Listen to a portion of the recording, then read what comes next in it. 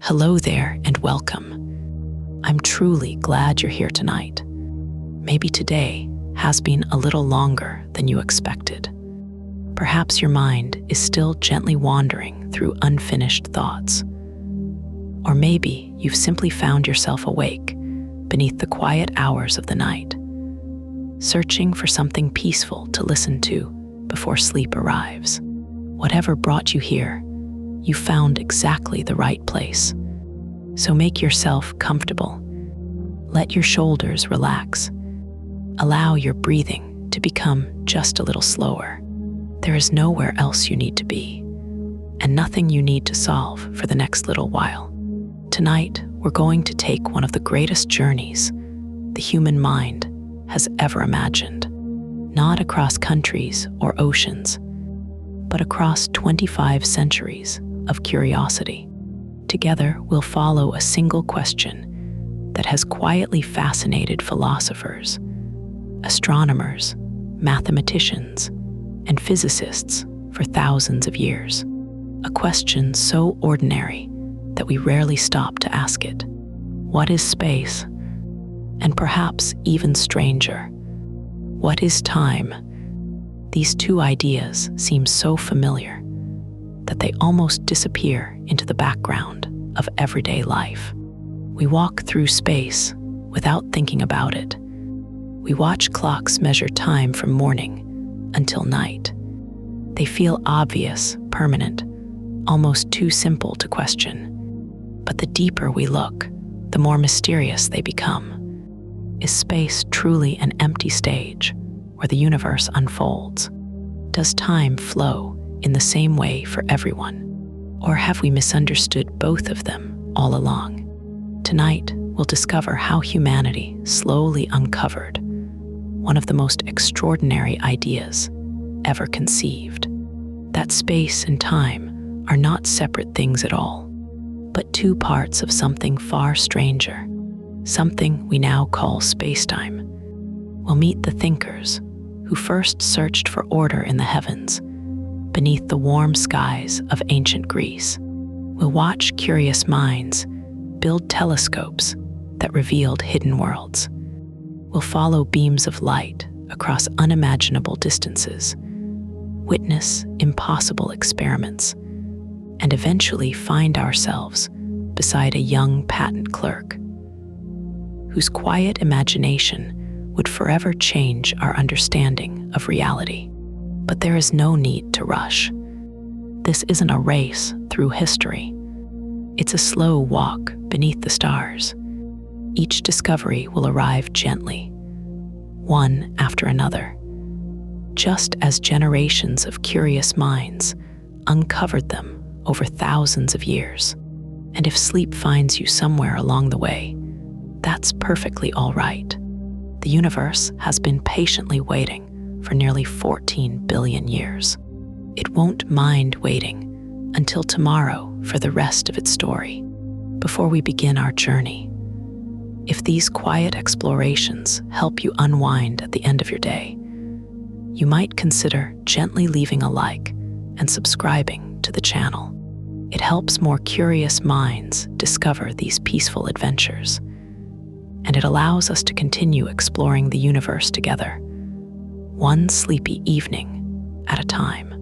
Now, take one slow, comfortable breath, and as the world around you grows a little quieter, let's lift our eyes toward the night sky and begin where every great story about the universe has always begun, with a single human being looking up and wondering. During the day, our attention is pulled in 100 different directions. There are conversations to have, places to go, screens that glow, and clocks that quietly remind us of passing hours. But when darkness settles over the earth, something shifts. The world becomes softer, quieter. The endless movement of everyday life begins to slow. And then, if the sky is clear, we look up. Long before cities filled the horizon with lights, the night sky was astonishingly bright. thousands upon thousands of stars stretched from one edge of the heavens to the other. Woven together into a pale river of light, we now call the Milky Way. There were no telescopes, no satellites, no observatories perched on mountaintops. Only human eyes, patient enough to notice patterns, and minds curious enough to wonder what they meant. Imagine standing on an open hillside thousands of years ago. The air is cool against your skin. A gentle breeze carries the scent of grass and distant forests. Somewhere nearby, the sound of water flows quietly over smooth stones. Above you, the stars appear almost close enough to touch. Without knowing it, you're looking at the same sky that inspired every civilization that would ever exist. Those tiny points of light have watched empires rise and disappear. They've looked down upon sailors crossing unknown oceans, farmers planting their first fields, children listening to stories around campfires, and dreamers asking questions that no one yet knew how to answer. The stars have always been silent, yet somehow they've inspired more questions than almost anything else in existence. Why are they there? How far away are they? Why do they move across the sky with such perfect rhythm? And perhaps the simplest question of all, what exactly are we looking at? For most of human history, the universe seemed both beautiful and deeply mysterious. The sun rose each morning with comforting certainty.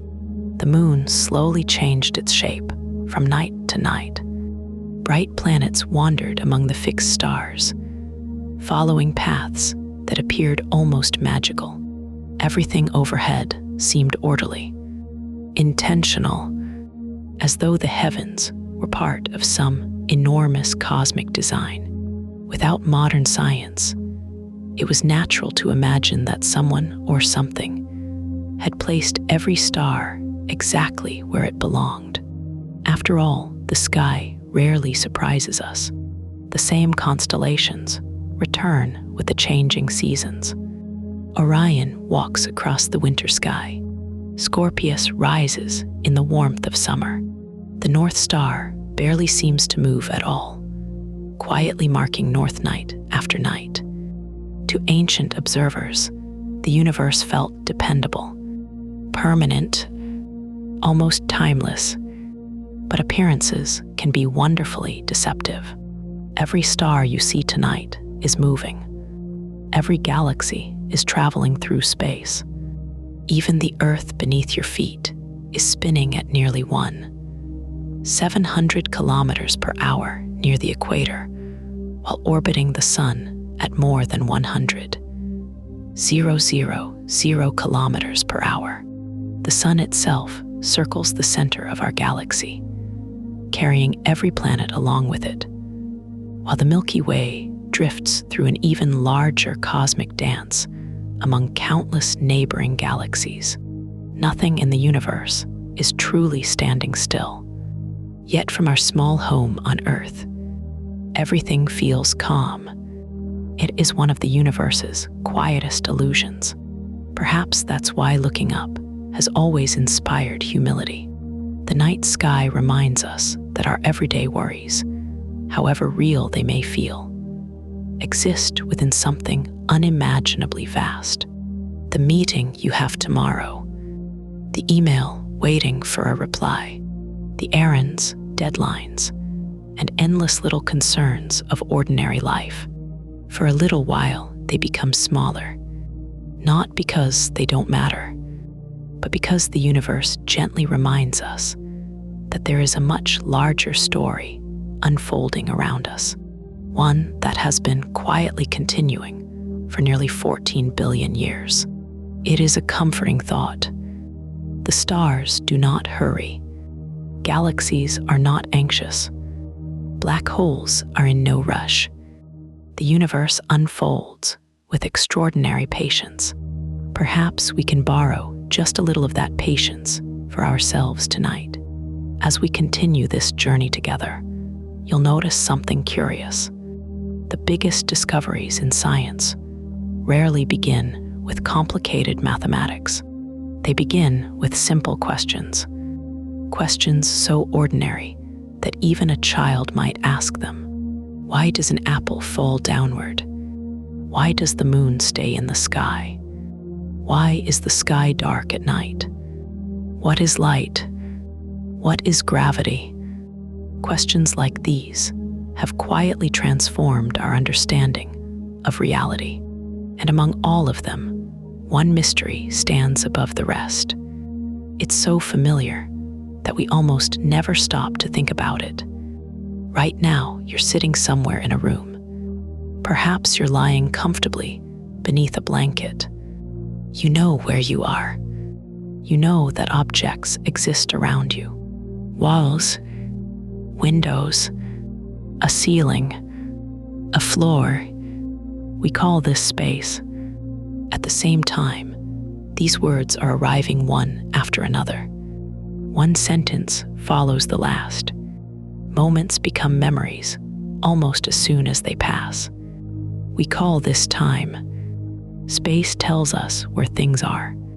Time tells us when they happen. Simple enough, or so it seems.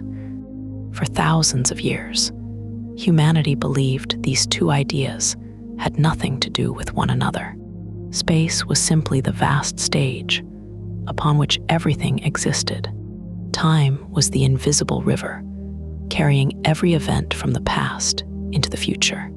Separate, independent, as obvious as the difference between left and right. No one had any reason to suspect otherwise.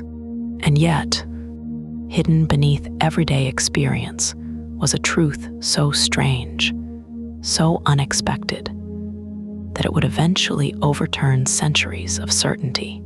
A truth that would change not only physics, but our understanding of reality itself. The journey toward that discovery did not begin with giant laboratories or powerful telescopes. It began with people who simply refused to stop asking questions. People who looked at the same stars above them and wondered whether nature followed hidden rules waiting to be discovered. Our story begins more than 2,500 years ago, along the warm shores of the Mediterranean, where a small group of thinkers first dared to believe that the universe could be understood, and without realizing it, they took the first quiet step toward discovering spacetime. The morning sun rises over the blue waters of the Aegean Sea. Fishing boats drift gently toward the shore, their wooden hulls rocking softly with the rhythm of the waves. Merchants prepare their stalls in busy marketplaces. Potters shape fresh clay beneath warm hands, while children chase one another through narrow stone streets that have yet to echo with the footsteps of history. It is a peaceful scene, ordinary, yet here, more than 2,500 years ago, something extraordinary was beginning to happen. Not the construction of a great monument, not the birth of an empire, but the birth of an entirely new way of thinking. For countless generations before this moment, people across the world had looked toward the heavens and explained what they saw through stories. Thunder belonged to gods. The changing seasons reflected divine moods. The stars were lamps placed carefully across the sky by supernatural hands. These stories gave comfort. They gave meaning, and they connected communities through shared traditions. But in a handful of Greek cities along the coast of what is now modern-day Turkey, a different question quietly emerged. What if nature follows rules, not rules written by kings or changed by the whims of powerful gods, but rules that remain the same every single day, rules that anyone, anywhere, could discover simply by observing the world carefully? It was a simple idea, yet it would become one of the most powerful ideas humanity has ever had. Among the earliest people to embrace this way of thinking was a man named Thales of Miletus. Very little about his daily life has survived the passage of time. We don't know exactly what his voice sounded like, or what expression crossed his face when he solved a difficult problem, but we do know the questions that fascinated him. Instead of asking which god caused an eclipse, he wondered whether eclipses could be predicted. Instead of accepting mysterious explanations for floods or changing seasons, he searched for natural causes. To us, this may seem obvious. Of course, nature follows patterns. Of course, events have physical explanations. But thousands of years ago, this was a remarkable shift in perspective. It suggested that the universe was understandable, not perfectly, not all at once, but piece by piece. If one mystery could be solved, perhaps another could as well. It was as though humanity had taken its very first step onto a long path that stretched far beyond the horizon. Soon, other thinkers continued the journey. One of them was Anaximander, a student often associated with Thales. Anaximander looked at the world and imagined something even more astonishing. Instead of believing that Earth rested upon the back of a giant creature or was held in place by unseen supports, he proposed that it remained suspended because it had no reason to fall in one direction rather than another. It was a bold idea, not because it was completely correct, but because it relied on reasoning rather than mythology. For perhaps the first time, someone was trying to explain the universe using logic alone. Imagine how strange that must have sounded.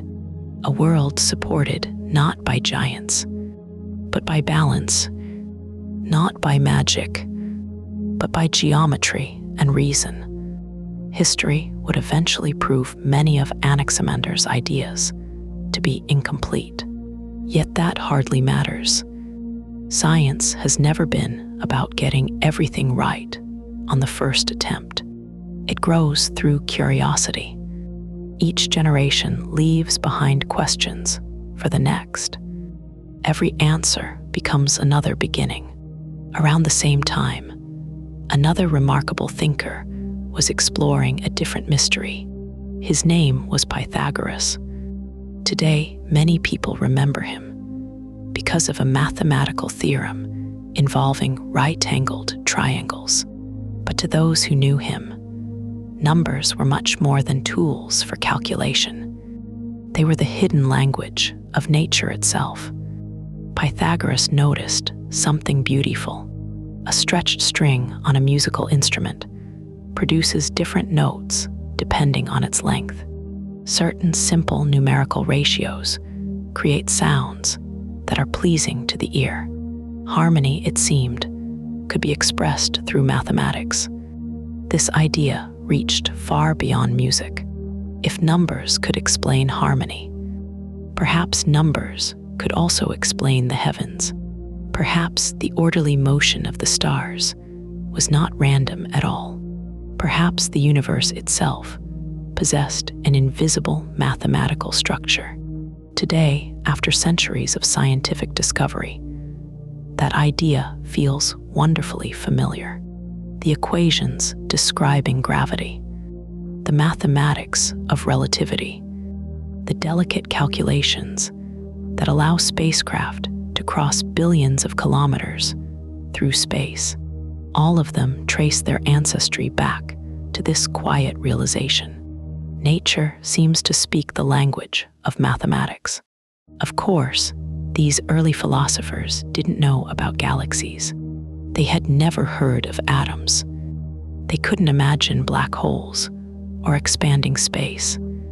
The Milky Way above them was simply a pale river of light stretching across the darkness. The planets were wandering stars. The Earth appeared solid and unmoving beneath their feet. Their picture of the cosmos was incomplete, but something far more important had changed. Their method, rather than asking, "Who caused this?" they began asking, "How does this happen?" It is difficult to overstate how revolutionary that question became. Every scientific discovery that followed, every telescope ever built, every equation ever written, every spacecraft ever launched, began with that simple change in perspective. The universe was no longer merely something to admire. It became something to investigate, something whose secrets might slowly reveal themselves to patient observers. Perhaps that is one of the most comforting aspects of science. It doesn't demand instant answers. It invites quiet curiosity, a willingness to sit with uncertainty, to observe carefully, to wonder without rushing. The greatest discoveries rarely arrive all at once. They emerge gradually, almost like sunrise. First comes a faint glow along the horizon, then a little more light. Then shapes begin to appear, and before you realize it, the entire landscape has changed.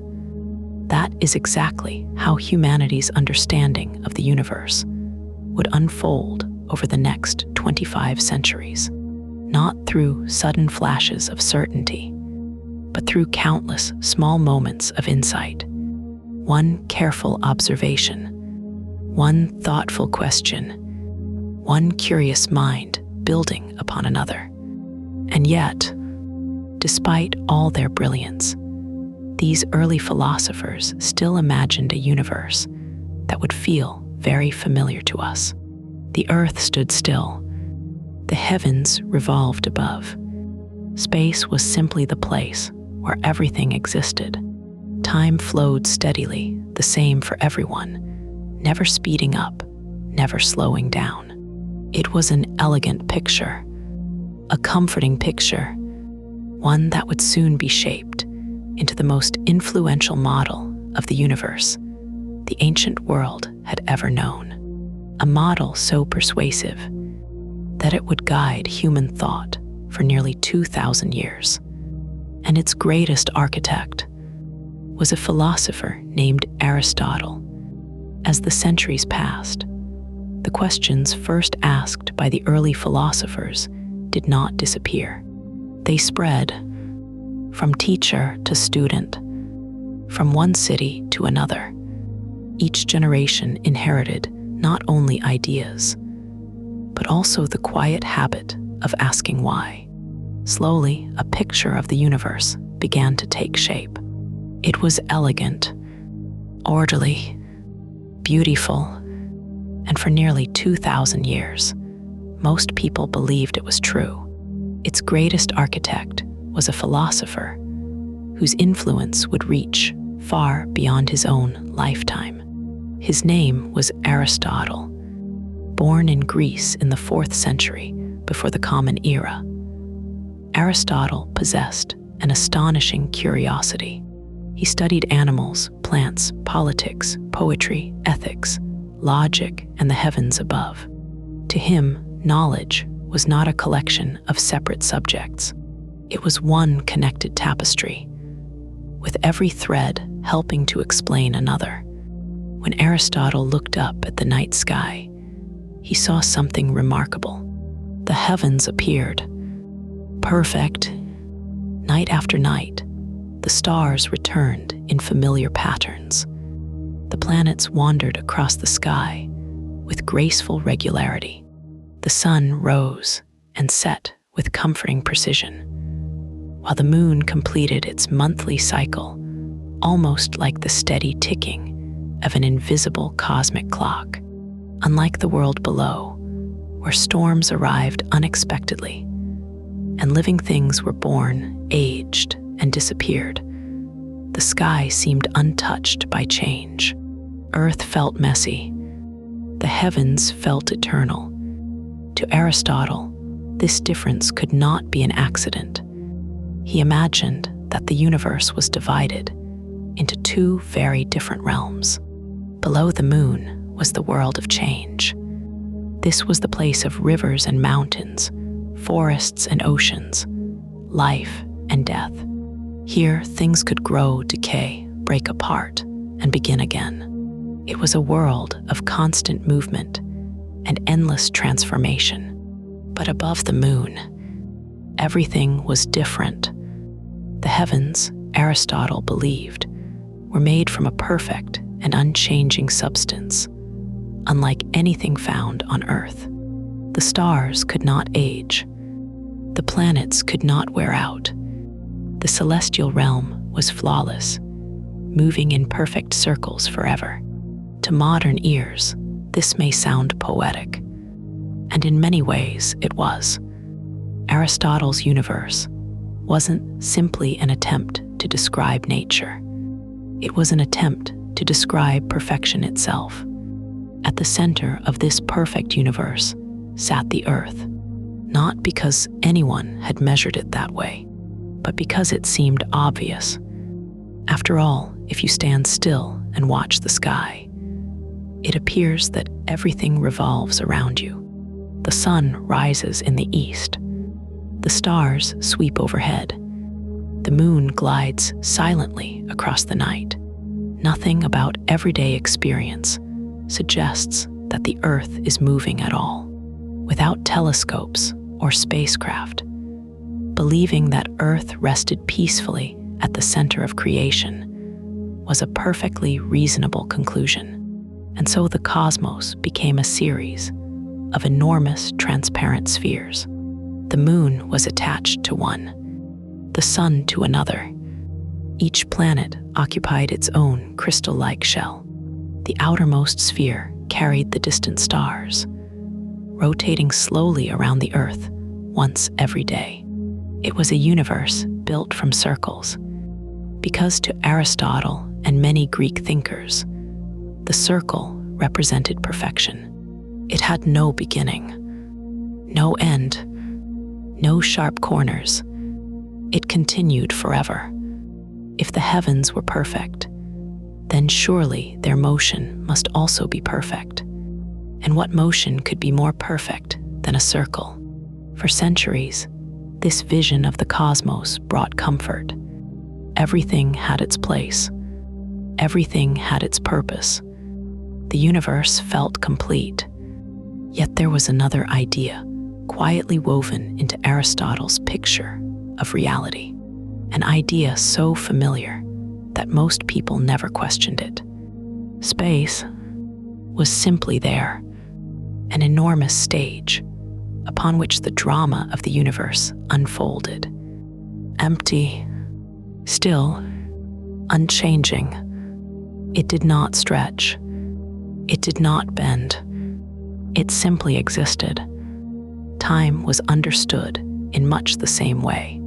It flowed steadily from one moment to the next, like a calm river that never sped up or slowed down. Yesterday, today, tomorrow, everyone shared the same ticking clock, no matter where they were. If two people watched the sunrise from opposite sides of Greece, they experienced the same time. That seemed perfectly natural. In fact, it would remain perfectly natural for over 2,000 years. These ideas became so deeply rooted that they were almost invisible. No one thought to ask whether space itself could change, or whether time might behave differently under unusual circumstances. The universe appeared far too stable for such strange possibilities. Mathematics also played a quiet but essential role in shaping this picture. More than a century before Aristotle, another Greek scholar had begun organizing geometry into a beautifully logical system. His name was Euclid. Although Euclid focused on mathematics rather than astronomy. His influence would prove just as important.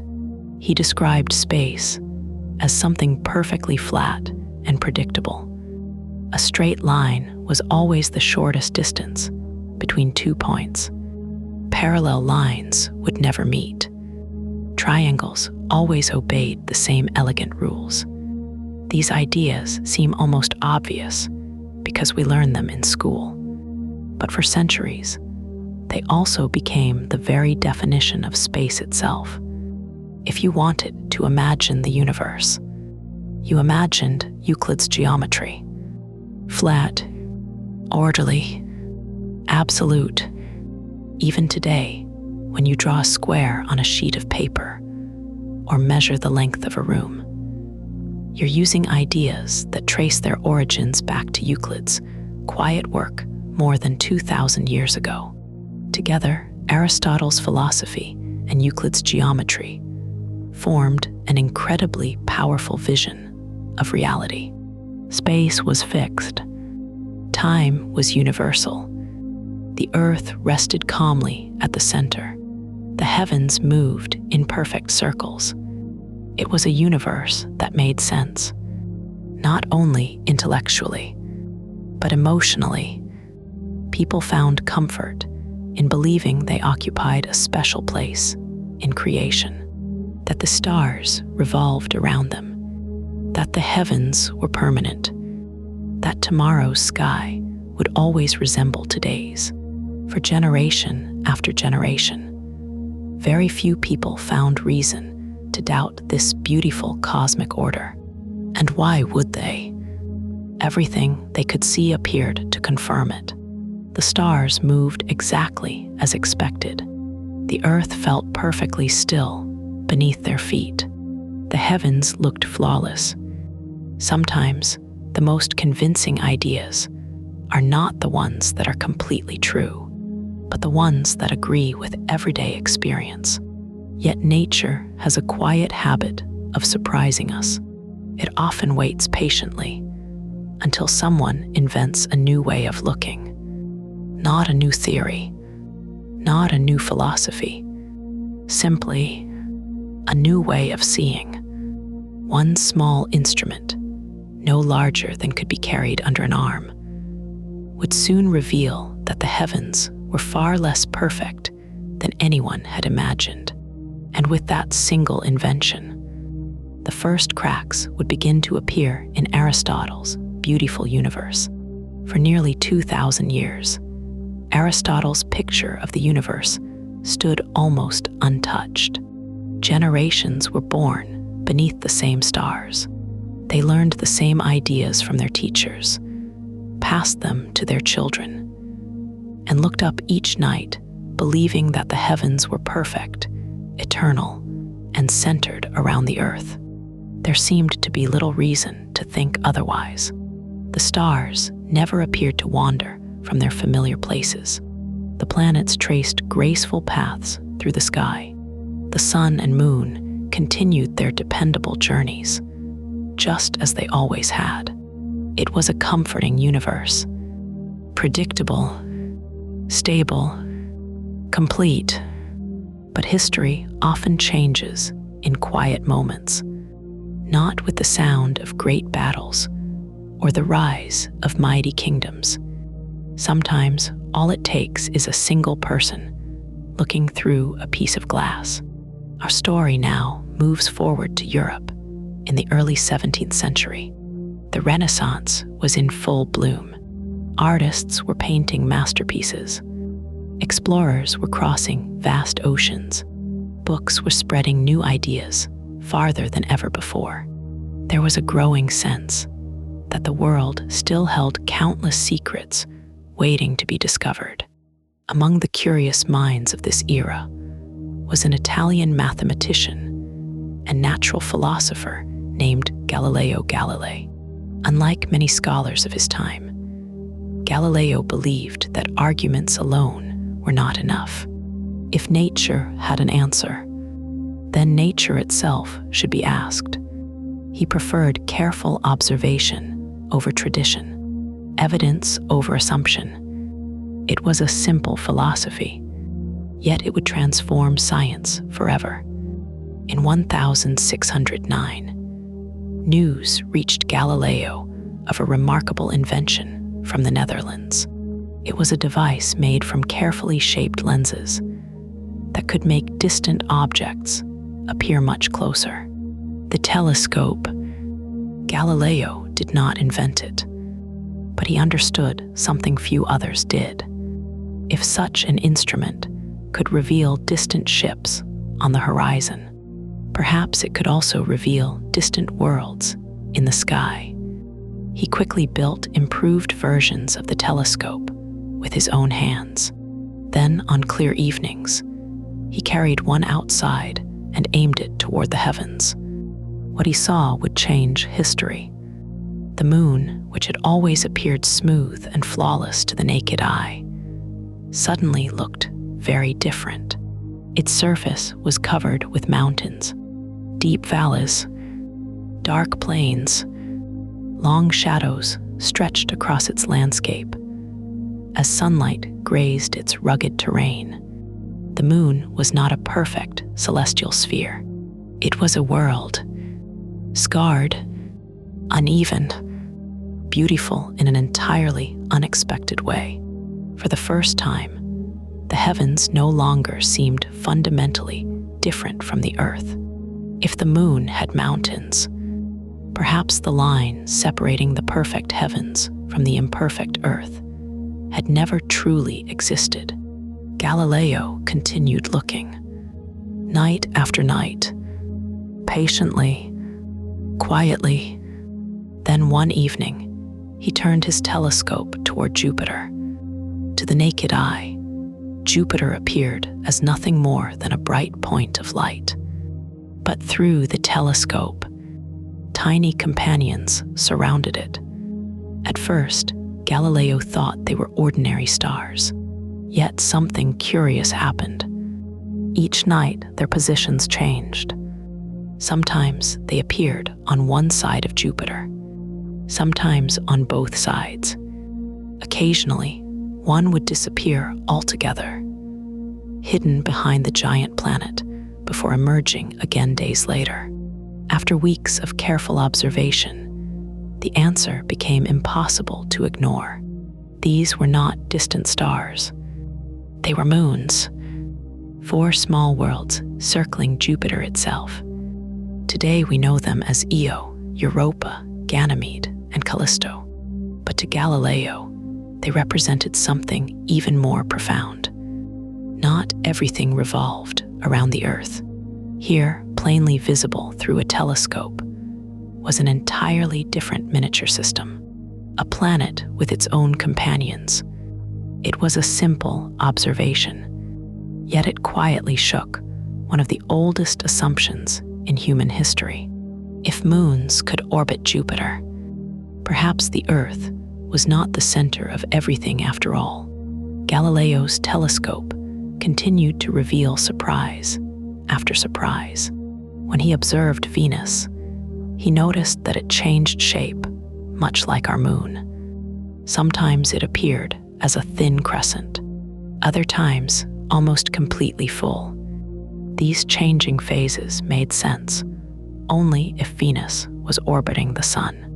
Another piece of the ancient picture quietly fell into place. The universe was beginning to tell a different story. Even the sun itself turned out to be less than perfect. By projecting sunlight safely onto a surface, Galileo observed dark patches slowly drifting across its face. Sunspots, marks that changed shape over time. The supposedly flawless heavens contained imperfections after all. The stars remained beautiful, but beauty, it seemed, did not require perfection. It required reality. These discoveries were not welcomed by everyone. Many scholars had spent their entire lives studying Aristotle's teachings. To question those ideas felt almost unthinkable. Some refused to look through Galileo's telescope altogether, convinced that the instrument itself must somehow be misleading. It is a curious part of human nature. Sometimes the hardest thing to change is not the world, but the picture of the world inside our minds. Galileo understood this. He knew that extraordinary claims required extraordinary evidence, so he continued observing, recording, comparing, returning night after night to let nature speak for itself. In many ways, this was the true revolution, not simply discovering new objects in the sky, but demonstrating that careful observation could overturn ideas that had stood unquestioned for centuries. Science was becoming something wonderfully self-correcting. No authority, however respected, could have the final word forever.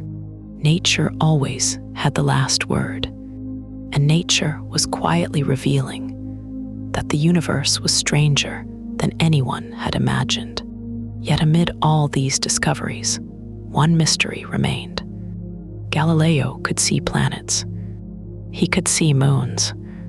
He could see mountains on the moon and spots upon the sun. But there was one thing he could not see: light itself.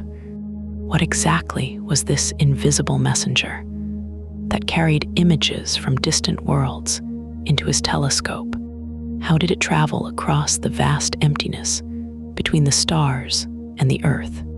Did it move instantly? Or did it require time to cross the darkness? It was such a simple question that few had seriously considered it.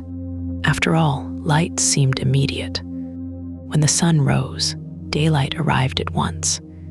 When lightning flashed, the world brightened in an instant.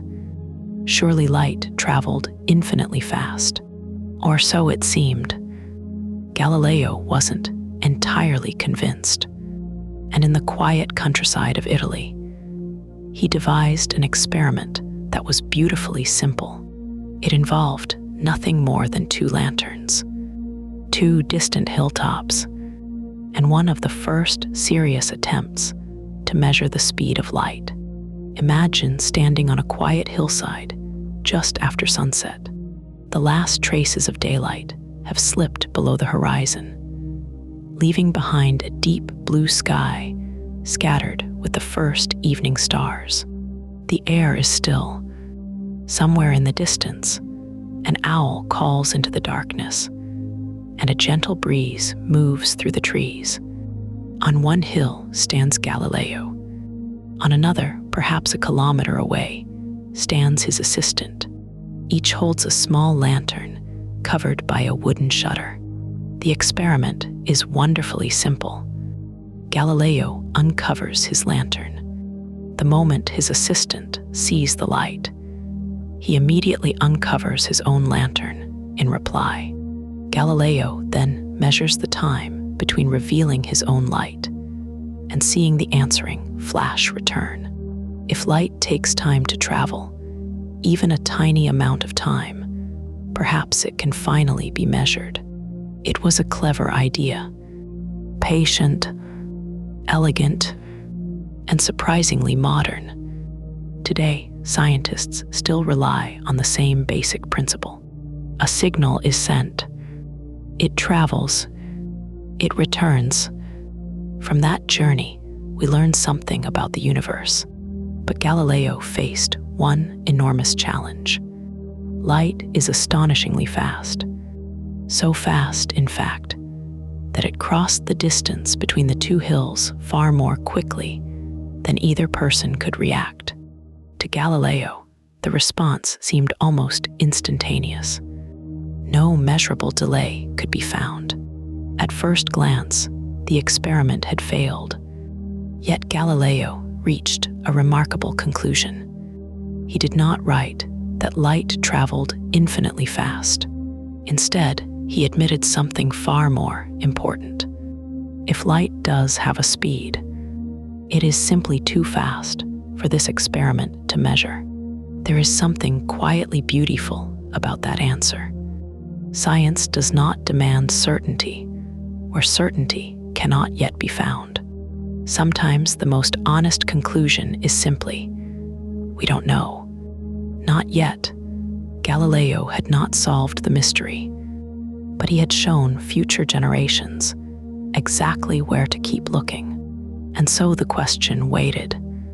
Years became decades. Decades became centuries.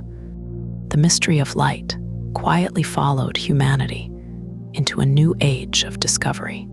During this same period, another remarkable mind was beginning to reshape science in a completely different way. His name was Isaac Newton. If Galileo taught the world to observe carefully, Newton showed that nature could also be described with astonishing precision through mathematics. His work would eventually explain why apples fall, why planets orbit the sun, and why the moon never drifts away from the Earth. But before turning his attention fully to gravity, Newton became fascinated by something much closer to home: sunlight. To most people, sunlight appeared perfectly ordinary. Warm, bright, white. It seemed like the simplest thing in the world. Yet Newton suspected that appearances could be deceiving. One afternoon, he darkened a room and allowed a narrow beam of sunlight to pass through a small opening in the window. In its path, he carefully placed a glass prism. Something magical happened. The single white beam spread outward into a beautiful ribbon of colors: red, orange, yellow, green, blue, indigo, violet, a rainbow painted across the wall. People had seen rainbows for thousands of years, but Newton realized something deeper. The prism wasn't creating the colors. They had been hidden inside ordinary, white light all along. Sunlight, which seemed so simple, was actually a blend of many different colors traveling together. To prove this, Newton placed a second prism in the path of the rainbow. The colors merged once again into ordinary white light. The experiment was quiet, simple, almost playful, yet it transformed our understanding of light forever. Light was not as straightforward as it appeared. It possessed hidden properties waiting to be uncovered. Over the centuries that followed, scientists continued asking new questions. If light could be separated into colors, what exactly was it? Was it made of tiny particles rushing through space? Or was it something more like a wave, moving across an invisible ocean? The debate lasted for generations.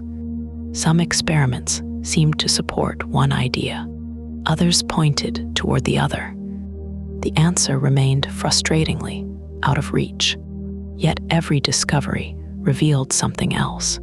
Light could be reflected by mirrors, bent by lenses, split into colors, focused into brilliant points, scattered through the atmosphere to create blue skies and crimson sunsets. It was both familiar and mysterious. Every morning, it filled our homes without asking permission. Every evening, it quietly faded into darkness. We depended on it every day. And still, we barely understood what it truly was. Perhaps that is one of the most fascinating patterns in science.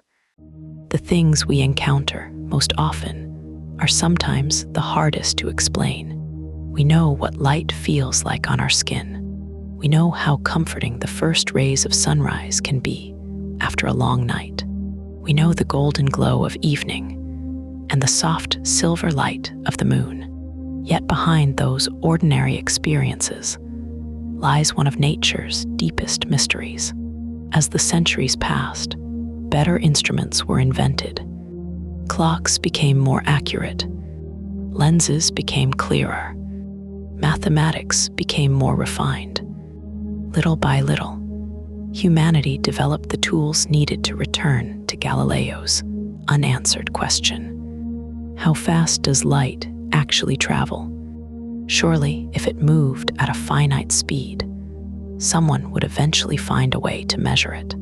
And then, quite unexpectedly, the answer did not come from an experiment on Earth. It came from watching a tiny moon disappear behind the largest planet in our solar system. Without realizing it, astronomers were about to use the entire orbit of the Earth itself as part of the experiment. The universe, it seemed, had built a laboratory far larger than anyone could have imagined. There are some questions that seem almost too ambitious to ask. How heavy is the Earth? How old are the stars? How large is the universe? And then there is another question that, for centuries, felt almost impossible. How fast does light travel? It is difficult to appreciate just how extraordinary this challenge was. Light has no footsteps, no sound, no trail to follow. It leaves no wake behind it, like a boat crossing a quiet lake. It simply appears. Strike a match, and the flame arrives immediately. Open your curtains in the morning, and sunlight pours into the room without any noticeable delay. To every human sense, light seems instantaneous. Yet nature has a habit of hiding its greatest truths behind things that feel obvious. Our story now moves north to 17th century Denmark. There lived an astronomer named Ole Rømer, a patient observer whose evenings were spent watching one particular world through a telescope. Not Earth's, not the moon, but Io, one of Jupiter's 4 largest moons, first discovered by Galileo. Io circles Jupiter with remarkable regularity. Every 42 hours or so, it slips behind the giant planet, disappearing into Jupiter's shadow before quietly emerging once again. These disappearances were so predictable that astronomers used them almost like the ticking of an enormous celestial clock. If Io vanished at precisely the expected moment, then everything was behaving as it should. But as Rømer continued his observations over many months, he noticed something curious. Sometimes Io disappeared a little earlier than expected. Other times, it vanished several minutes late. At first, this made little sense. Surely the moon's orbit wasn't changing so dramatically. The clock itself seemed reliable. Something else had to be responsible. Rømer began comparing these tiny differences with the position of the Earth in its journey around the sun. Slowly, a remarkable pattern emerged. When the Earth was moving closer to Jupiter, Io appeared slightly ahead of schedule. When the Earth was moving farther away, Io seemed to lag behind. It was as though the light carrying the image of Io needed a little extra time to reach Earth whenever the distance between the two planets increased. The moon itself wasn't late. The light was. It was an astonishing realization. For the first time in history, someone had found convincing evidence that light does not travel instantly. It moves incredibly quickly, but it still requires time. Imagine watching a friend waving to you from across a quiet valley. If they were only a few steps away, you would see the movement almost immediately. But if the valley somehow stretched to millions of kilometers across, even light would need time to complete the journey. The universe, immense as it is, had quietly revealed one of its secrets. Distance matters, even for light. Rømer estimated that light took about 22 minutes to cross the width of Earth's orbit around the sun. His exact number wasn't perfect. The measurements available in his day simply weren't accurate enough. But that hardly mattered. The important discovery was not the precise value. It was the principle. Light has a finite speed. Galileo had suspected it. Rømer had finally demonstrated it. The impossible had become measurable. And once something can be measured, science has a wonderful habit of measuring it better. Over the next century, astronomers continued refining the idea. One of them was an English scientist named James Bradley. Bradley wasn't trying to measure the speed of light directly. He was searching for something entirely different. Yet, like many discoveries in science, he found an answer to a question he wasn't asking. As the Earth travels around the sun, Bradley noticed that the apparent positions of stars shift ever so slightly during the year, not because the stars themselves are moving, but because the Earth is. To understand this, imagine walking through a gentle rain. Even if the rain is falling straight downward, you instinctively tilt your umbrella slightly forward, not because the rain has changed direction, but because you are moving. Bradley realized that light behaves in much the same way. As Earth moves through space, astronomers must point their telescopes at a slight angle to catch the incoming starlight. This tiny effect became known as the aberration of light. It was subtle, almost imperceptible, yet it provided another beautiful confirmation that light travels at a finite speed. If light arrived instantaneously, no such adjustment would ever be necessary. The universe was quietly repeating the same message. Light takes time. By now, scientists no longer doubted that light had a measurable speed. The remaining challenge was precision. How fast exactly? Was it 300,000 kilometers per second? 200,000? Something entirely different? The answer still remained just beyond reach. And while the heavens had provided the first clues, many scientists dreamed of bringing the measurement down to Earth itself. Could the speed of light be measured not across millions of kilometers of empty space, but within a laboratory? It sounded almost impossible. How could anyone hope to measure something so unimaginably fast over just a few kilometers? The answer would require remarkable ingenuity, rotating mirrors, spinning wheels, brilliant engineering, experiments so delicate that even the smallest error could ruin the result. For the first time, humanity would no longer rely solely on the movements of planets and moons. Instead, we would build instruments capable of catching one of the fastest travelers in the universe. And in doing so, we would unknowingly set the stage for one of the greatest revolutions in the history of physics. Because once scientists discovered the true speed of light, they would encounter a mystery that seemed impossible to explain, a mystery that would eventually lead to a young patent clerk and a completely new understanding of space and time. By the middle of the 19th century, humanity had learned something extraordinary. Light was not instantaneous. It traveled across the universe at a finite speed. But there was still one important problem. No one knew that speed with enough precision. The estimates from astronomy had been remarkable achievements, yet they depended on observing distant planets, enormous orbits, and tiny differences measured over many months.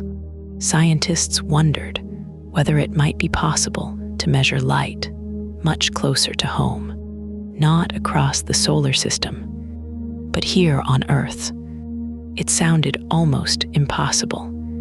Imagine trying to measure the speed of a hummingbird using only the blink of an eye. Now imagine that the hummingbird was moving millions of times faster.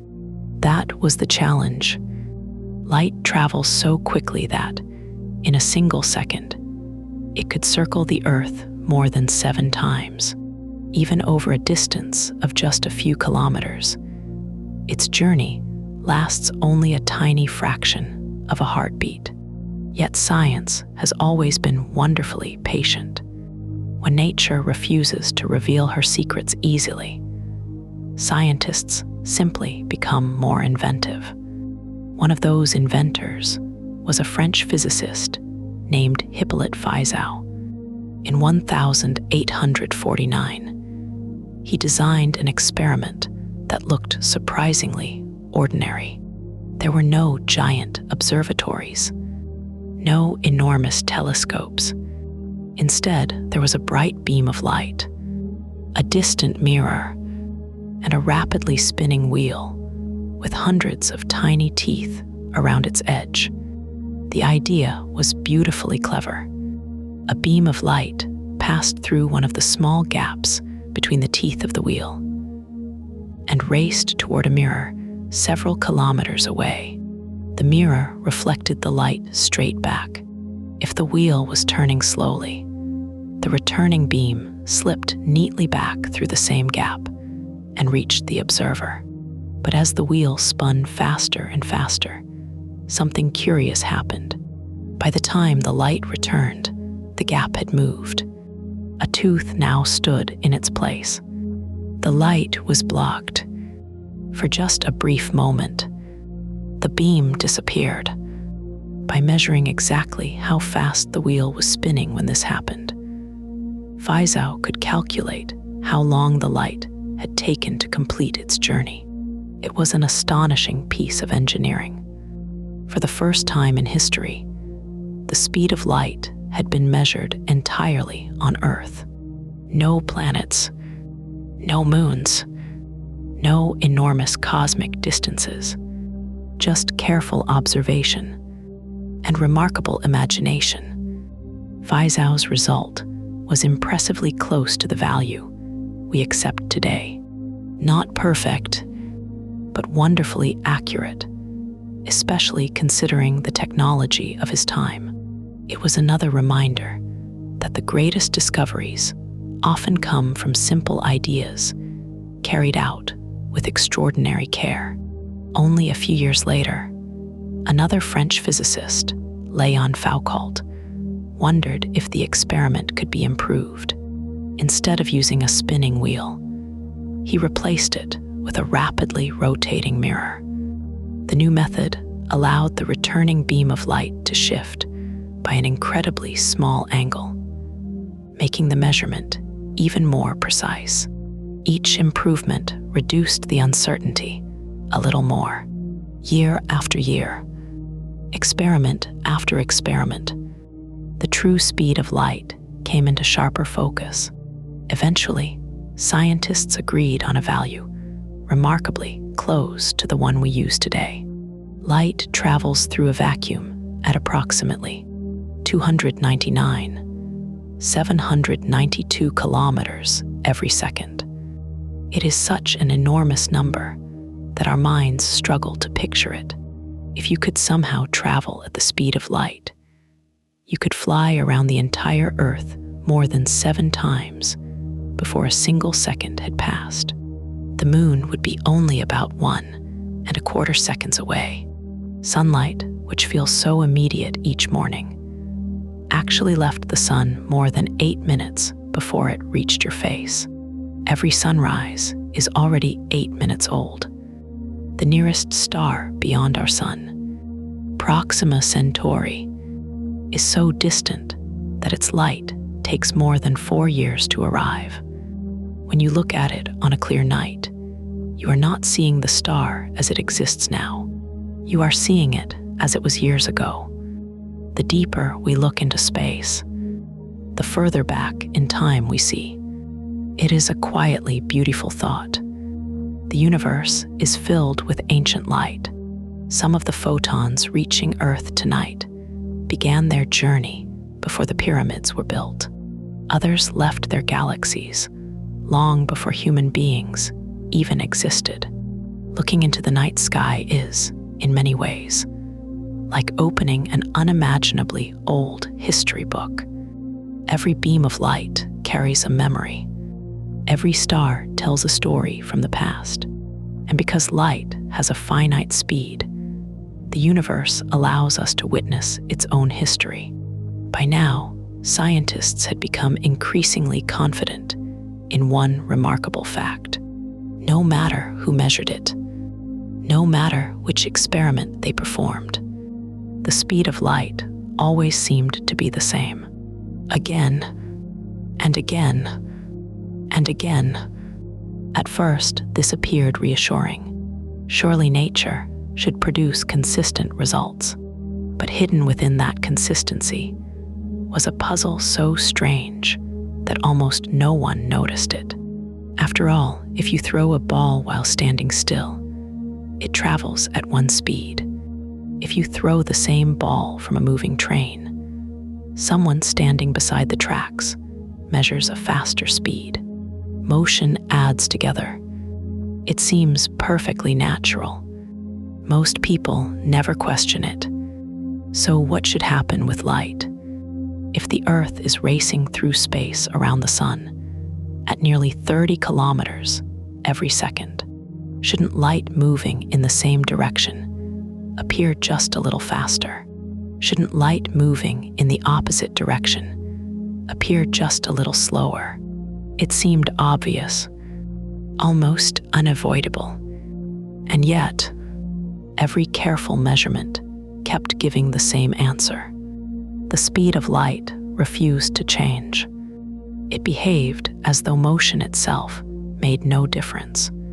Scientists searched for an explanation. Surely light must be traveling through something invisible, just as sound travels through air, and waves travel across water. Perhaps light also moved through an unseen substance, filling all of space. A substance so transparent that no one had ever noticed it. They gave this mysterious medium a name: the luminiferous ether. It sounded like the perfect solution. Elegant, reasonable. Almost everyone accepted it. After all, how could a wave exist without something to wave through? It seemed the mystery had finally been solved, but the universe was quietly preparing one more surprise, because sometimes the most convincing explanations are the ones that never existed at all. Imagine standing beside a calm lake just before sunrise. The water is perfectly still. Then, somewhere near the center, a single ripple appears. The wave spreads gently outward in every direction. It rises, it falls, it travels across the surface until it finally reaches the shore. But notice something important. The wave itself isn't moving water from one side of the lake to the other. Instead, the water simply moves up and down while the pattern travels forward. A wave, by its very nature, needs something to move through. Ocean waves travel through water. Sound waves travel through air. Even the gentle vibrations of a guitar string require the string itself. So when 19th century scientists became convinced that light behaved like a wave, they naturally asked a simple question: what is light waving through? It seemed impossible that a wave could exist without a medium. The answer, they believed, must be hidden in the empty space between the stars. They imagined an invisible substance filling the entire universe. It surrounded every planet, flowed through every mountain, passed effortlessly through every living thing. It had no color, no smell, no weight that anyone could measure. Yet it was thought to support every beam of light crossing the cosmos. This mysterious substance became known as the luminiferous ether. Today, the word ether may sound unfamiliar, but during the 19th century, it was one of the most widely accepted ideas in physics. Almost everyone believed it existed, not because they had seen it, but because it seemed necessary. Without it, how could light behave as a wave? Some scientists imagined the ether as unimaginably thin. Others pictured it as incredibly rigid, capable of carrying vibrations at extraordinary speeds. It had to be delicate enough that planets could move through it without resistance, yet somehow strong enough to carry light at nearly 300,000 kilometers every second. It was, in many ways, a very strange substance. But strange ideas are not unusual in science. Sometimes nature really is strange. And so the ether became part of the accepted picture of reality. Children learned about it. Professors lectured about it. Scientific papers treated it as an unquestioned fact. If you had asked a physicist in the late 1800 whether the ether existed, most would likely have answered with complete confidence, "Of course it does." The only mystery was how to detect it, because if the Earth was moving around the sun, then surely it must also be moving through this invisible ocean. Imagine riding a bicycle on a perfectly calm day. As soon as you begin moving, you feel air rushing against your face. Even if the atmosphere itself is completely still, your own motion creates a breeze. Scientists reasoned that the same thing should happen with the ether. As the Earth sped through space at nearly 30 kilometers every second, it should create something like an ether wind. Not a wind made of air, but one made of this invisible cosmic medium. Light traveling with the ether wind should behave slightly differently from light traveling against it. The differences would be incredibly small, far too subtle for ordinary observation. But by the late 19th century, scientific instruments had become remarkably precise. Surely someone would soon detect this invisible flow. There was a quiet sense of optimism. The ether wasn't expected to overturn physics. Quite the opposite. Finding it would confirm everything scientists already believed. It would complete the picture. Sometimes in science, the most exciting experiments are not designed to discover something new. They're designed to confirm what everyone already expects. And those expectations can be surprisingly powerful. The history of science is filled with moments like this. Researchers begin an experiment, almost certain of the outcome. The calculations seem straightforward. The theory feels solid. The instruments are carefully prepared. Everything appears ready. Then nature quietly whispers. No, it doesn't argue. It doesn't announce itself dramatically. It simply refuses to behave the way we imagined. Those are often the moments when science takes its greatest steps forward, because reality is under no obligation to match our expectations. The universe does not care how elegant an idea may seem. It only asks one question: is it true? As the 19th century drew toward its close, two American physicists prepared one of the most careful experiments ever attempted. Their goal was simple: measure the Earth's motion through the ether, not prove a revolutionary new theory, not challenge centuries of scientific thought, just measure something everyone expected to be there. They built an instrument of extraordinary sensitivity, one capable of detecting movements far smaller than the width of a human hair. They repeated the measurements, adjusted the equipment, checked for errors, measured again. The experiment was beautiful in its simplicity, and almost everyone expected the same result. The ether wind would be found. Its speed would be measured. The mystery would be solved. Instead, they found nothing.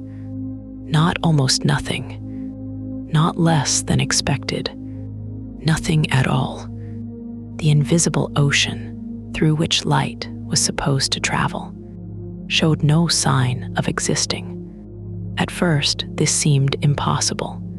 Surely there had been a mistake. Perhaps the instrument wasn't accurate enough. Perhaps some overlooked detail had spoiled the measurements. After all, how could the entire scientific community have been wrong about something so fundamental? The experiment would soon be repeated. Again and again, each time with even greater care. Each time, the universe gave exactly the same quiet answer. And with every repeated failure, physics drifted a little closer to one of the greatest revolutions in human history. By the late 19th century, physics appeared to be entering a golden age. The laws of motion described by Isaac Newton had explained the movements of planets with astonishing accuracy. Electricity and magnetism were becoming deeply understood. The speed of light had been measured with remarkable precision. To many scientists, it felt as though the great mysteries of nature were nearly solved. There were still details to refine, of course, but the foundations seemed complete. The ether was one of those foundations. It was accepted so naturally that questioning it hardly seemed necessary.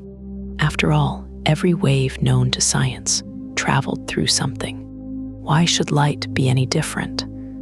The only task remaining was to detect the Earth's motion through this invisible medium. That challenge was taken up by two American physicists, Albert A. Michelson and Edward Morley. Their names are now remembered together because of one remarkably careful experiment. At first glance, the instrument they built looked surprisingly modest. It wasn't enormous. It didn't require a mountaintop observatory. It sat quietly inside a laboratory, yet hidden within it was one of the most precise measuring devices ever constructed. The heart of the experiment was an instrument called an interferometer. Its operation was both elegant and surprisingly easy to imagine. A single beam of light entered the instrument and met a small piece of glass placed at an angle. Half of the light continued straight ahead. The other half was reflected sideways. Now there were two identical beams traveling along paths at right angles to one another. Each beam bounced from a distant mirror before returning to the center, where they reunited. If both beams had taken exactly the same amount of time to complete their journeys, they would line up perfectly. But if one beam had traveled even the tiniest fraction of a second longer than the other, their light waves would no longer match exactly.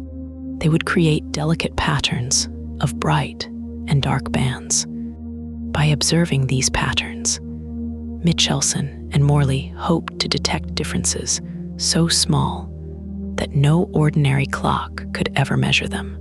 The idea behind the experiment was beautifully straightforward.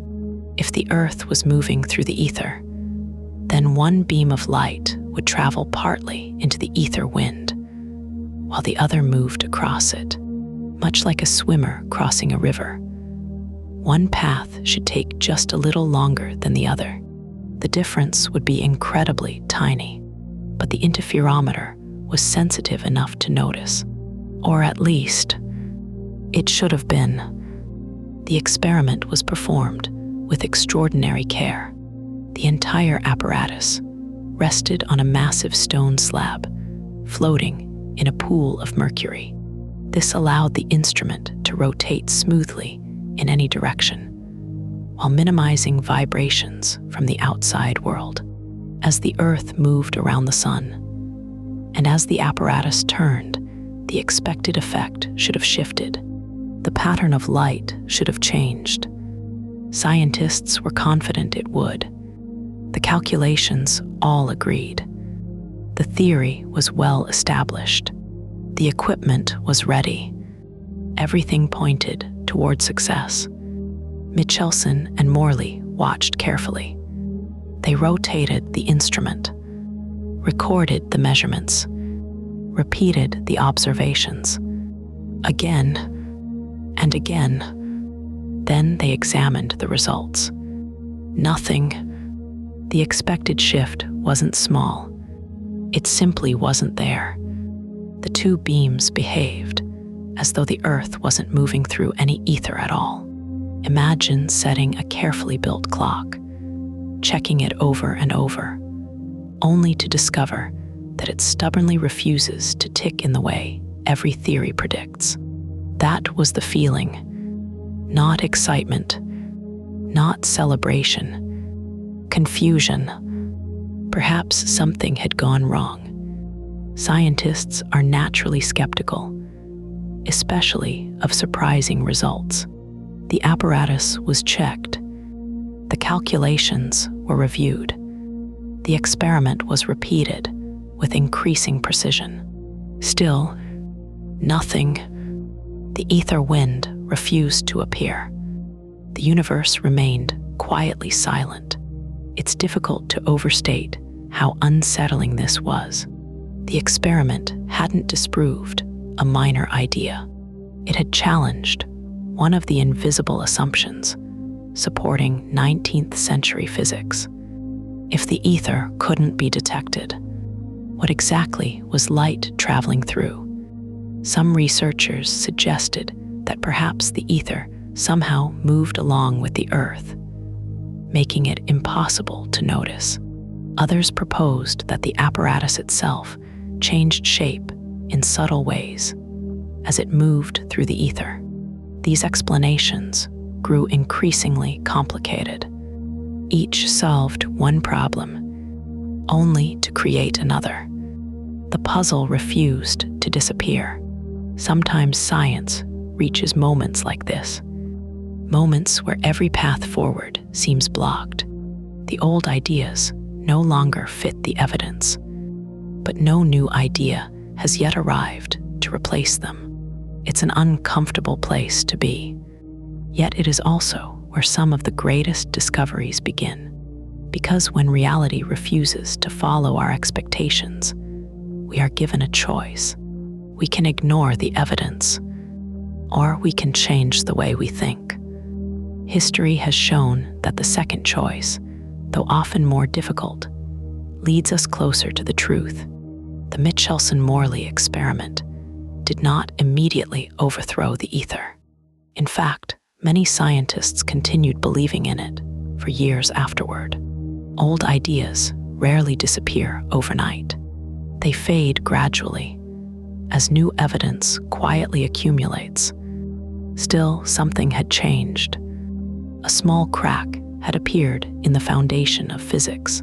At first, it seemed almost insignificant, but over time, that crack would widen. Through it, an entirely new picture of reality would begin to emerge, one in which space was no longer fixed, time was no longer universal, and the speed of light, instead of creating confusion, would become the key to understanding the universe itself. The person who finally saw that possibility was not an elderly professor surrounded by shelves of books. He wasn't leading a famous laboratory. He wasn't even working as a university scientist. He was a quiet young man with untidy hair, earning a modest living in a patent office, while spending his evenings chasing impossible questions with nothing more than paper, a pencil, and an extraordinary imagination. Sometimes, the people who change the world don't look like history expects them to. They aren't always surrounded by expensive laboratories or famous colleagues. They don't always hold prestigious titles or lead great institutions. Sometimes, they spend their days reviewing paperwork. At the beginning of the 20th century, in the quiet Swiss city of Bern, a young man arrived at work much like anyone else. Each morning, he walked through the streets to a government building known as the Swiss Patent Office. There, his job was to examine inventions. One application might describe a new electrical device, another a machine for measuring time. Others proposed improvements to telegraphs, clocks, or communication systems. His task was simple: read each design carefully, understand how it worked, decide whether the invention was truly original. It was steady work, routine, quiet. Few people passing him on the street could have guessed that this ordinary patent clerk was quietly thinking about questions that stretched across the entire universe. His name was Albert Einstein. Looking back today, it's tempting to imagine Einstein as a legendary genius from the very beginning, a man who somehow knew he would transform physics. But real life is rarely so dramatic. Einstein had struggled to find an academic position after university. Some professors were not especially impressed by him. He often questioned authority, skipped lectures he found uninteresting, and preferred thinking independently rather than simply accepting established ideas. Eventually, with the help of a friend, he found work at the patent office. Ironically, it turned out to be the perfect place for him. The work demanded careful thought, but left his evenings free. And in those quiet hours, while much of the world slept, Einstein filled notebooks with ideas. Not complicated calculations at first. Simple questions, the kind of questions children sometimes ask before adults teach them to stop asking. What would happen if you could catch up to a beam of light? Could you ride alongside it? If you somehow traveled as fast as light itself, what would you see? Would the light appear frozen beside you, like a perfectly still wave? Or would something stranger happen? For years, these questions refused to leave him. They followed him through his walks, his meals, his work at the patent office. Again and again, he returned to the same puzzle. Everyone knew the speed of light had been measured. Everyone knew about the mysterious failure to detect the ether. But almost everyone was trying to explain the old picture of the universe. Einstein wondered something different. What if the problem wasn't the experiments? What if the problem was our assumptions? It was an incredibly bold thought. For more than 200 years, physicists had relied on Isaac Newton's picture of space and time. According to Newton, space was fixed. Time flowed equally for everyone. A second was a second, no matter who measured it. The universe possessed one great cosmic clock. Simple, comforting, obvious, but Einstein couldn't make that picture agree with the strange behavior of light. The speed of light refused to change. Every experiment pointed toward the same conclusion. No matter how fast the observer moved, light always seemed to travel at exactly the same speed. It was as though nature were insisting on something impossible. Imagine sitting inside a train, moving smoothly along a track. You toss a ball gently to a friend sitting opposite you. To both of you, the ball travels at an ordinary speed.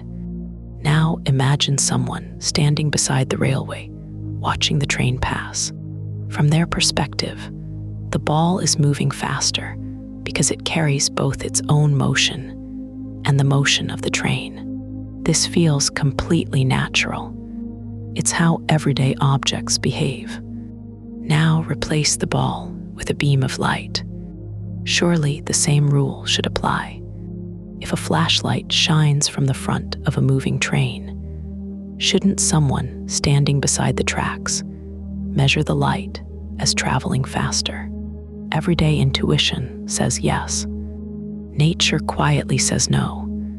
No matter who measured it, the speed remained the same. It was one of the strangest clues the universe had ever offered. Many scientists searched for complicated explanations, invisible substances, hidden motions, subtle distortions. Einstein chose a different path. Instead of asking how light could fit into Newton's universe, he asked whether Newton's universe itself needed to change. It was a remarkably simple shift in perspective, and yet it would alter humanity's understanding of reality forever. In later years, Einstein often described his work using a phrase that feels surprisingly gentle. He called them thought experiments, not experiments performed with machines, but with imagination. He pictured elevators falling through space, observers standing on railway platforms, people carrying clocks, travelers chasing beams of light. Inside his mind, these imaginary scenes became laboratories more powerful than any instrument of the age. He trusted logic to guide him where no experiment could yet go. And slowly, very slowly, the pieces began fitting together. If the speed of light never changes, then something else must. Perhaps it wasn't light behaving strangely. Perhaps space and time were behaving differently than anyone had ever imagined.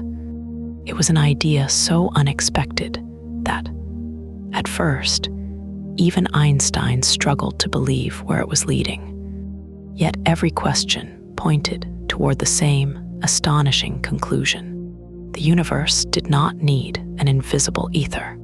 It needed an entirely new understanding of reality.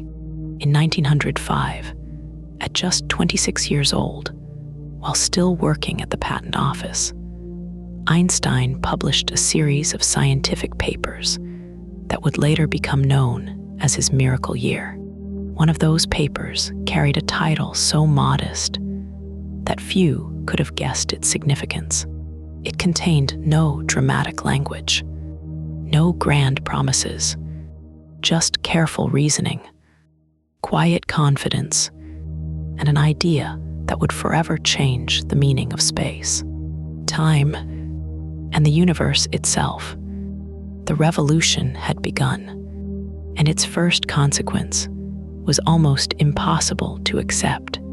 Time, the one thing everyone believed flowed the same for all people, would never be the same again. For thousands of years, time seemed like the simplest thing in the universe. It flowed steadily, quietly, one second after another. No matter where you lived, no matter who you were, time appeared to move with the same calm rhythm. A minute was always 60 seconds. An hour was always 60 minutes. The stars rose. The seasons changed. Children grew into adults. Everything seemed to share one great cosmic clock. It was such a natural idea that hardly anyone questioned it. Even Isaac Newton believed that time flowed uniformly throughout the universe. He imagined it as an invisible river, carrying every event from the past toward the future. The river never hurried. It never slowed. It simply flowed.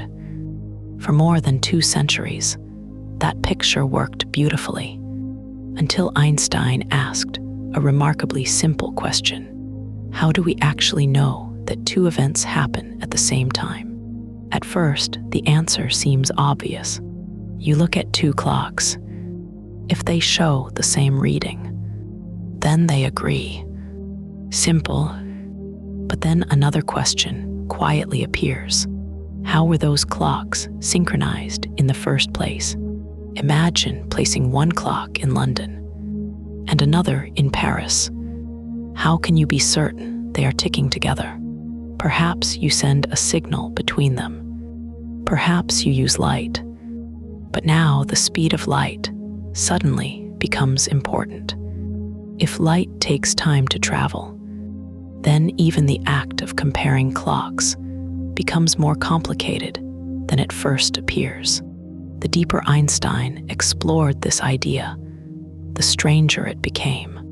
To understand his reasoning, let's imagine a very unusual clock, not one made with gears or springs, but one built from light itself. Picture a small box. Inside it are 2 perfectly polished mirrors facing one another. A single pulse of light bounces endlessly between them, from the bottom mirror to the top, back down again. Each complete bounce marks 1 tick of the clock. It is wonderfully simple. Because the speed of light never changes, the clock keeps perfectly steady time. Now imagine that this light clock is resting quietly on a table beside you. The beam travels straight up and straight down. Tick, tick, tick. Everything feels perfectly ordinary. Now let's imagine something different. Suppose the clock is inside a train, moving smoothly across the countryside. A passenger sitting inside the train watches the light bounce exactly as before. Up, down, up, down. Nothing has changed. The clock still ticks normally, but someone standing beside the railway sees something entirely different. As the train moves forward, the light no longer travels straight up and down. Instead, it follows a diagonal path. While the light moves upward, the train also moves forward. The beam must travel both upward and sideways, creating a longer zigzag journey between the mirrors. Imagine tossing a ball straight upward while walking. To you, it rises and falls vertically. To someone watching from the side, it follows a graceful arc. The light behaves similarly. And here is the remarkable part. The speed of light cannot change. Every experiment tells us that. So if the light must travel a longer distance, yet cannot travel any faster, there is only one possibility left. The journey must take more time. The moving clock ticks more slowly, not because it is broken, not because its mechanism has worn out, but because time itself passes differently. This idea is called time dilation. The name sounds technical. The concept is astonishingly simple. The faster you move through space, the more slowly time passes for you compared with someone moving differently. Pause for a moment and let that thought settle. Time, the very thing generations believed was identical for everyone, isn't universal after all.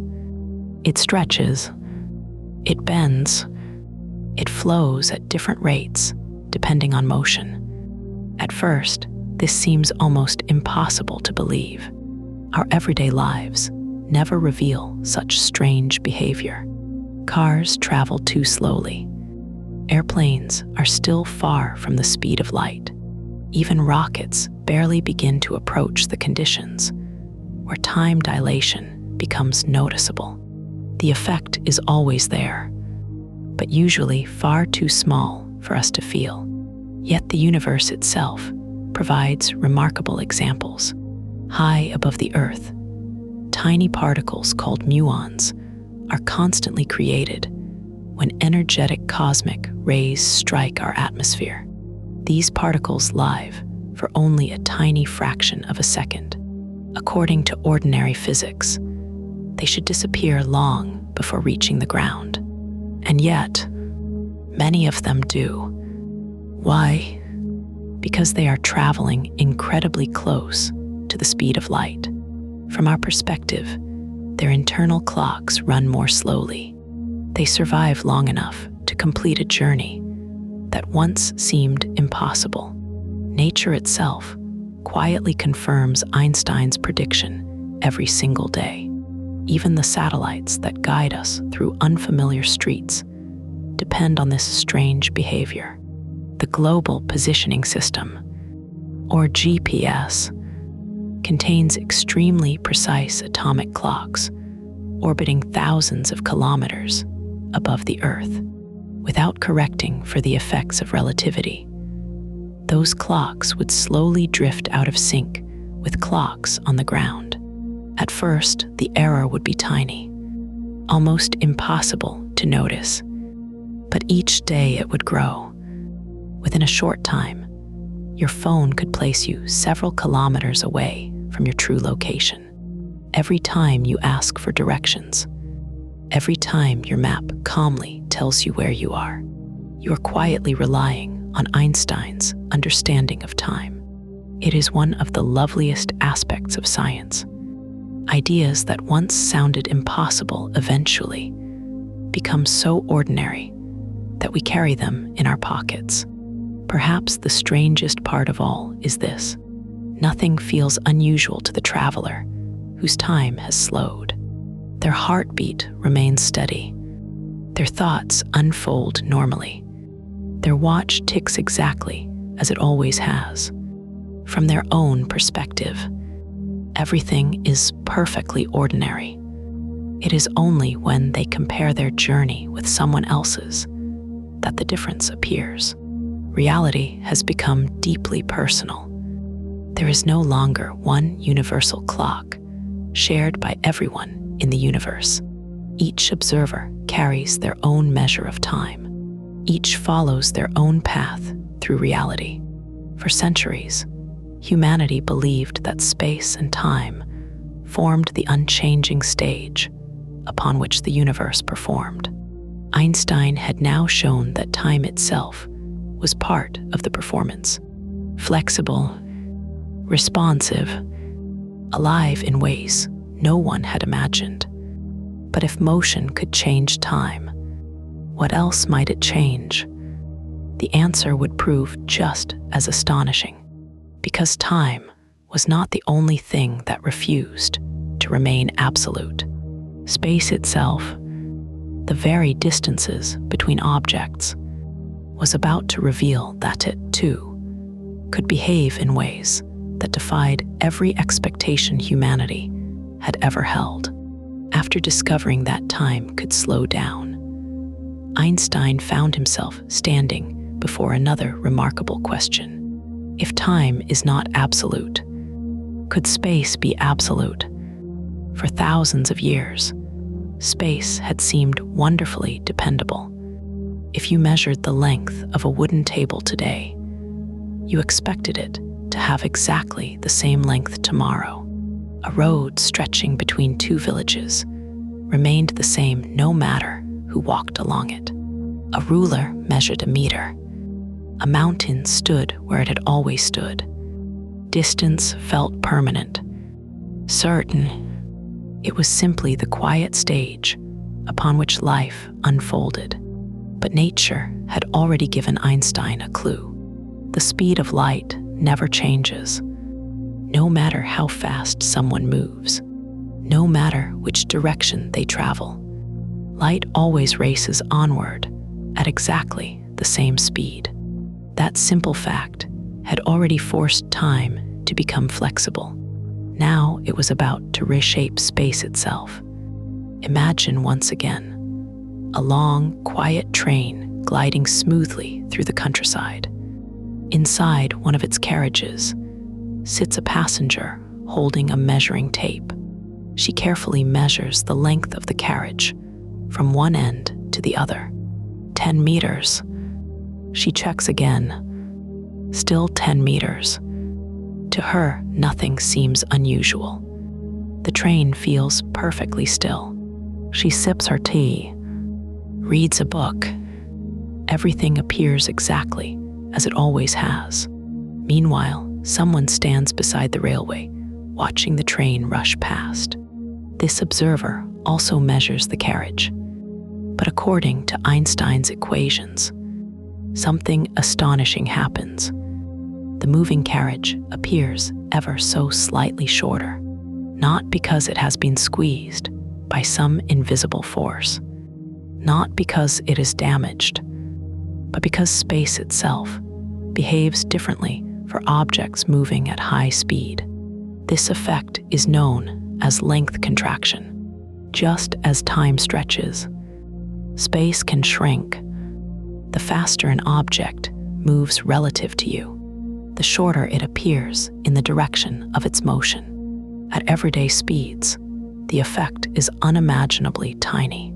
Even the fastest passenger aircraft are moving far too slowly for anyone to notice.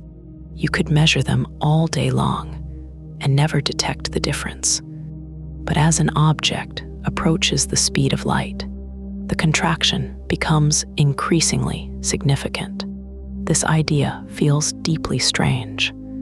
After all, how can two people disagree about something as simple as the length of a train? Yet neither observer is mistaken. Each is making perfectly valid measurements within their own frame of reference. Reality itself has become richer than everyday intuition suggests.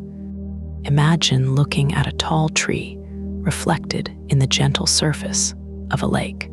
From one angle, the reflection appears long and graceful. Walk a little farther along the shore, and the reflection changes. The tree itself has not altered, only your perspective has. Relativity is not exactly like this, but it reminds us of an important truth.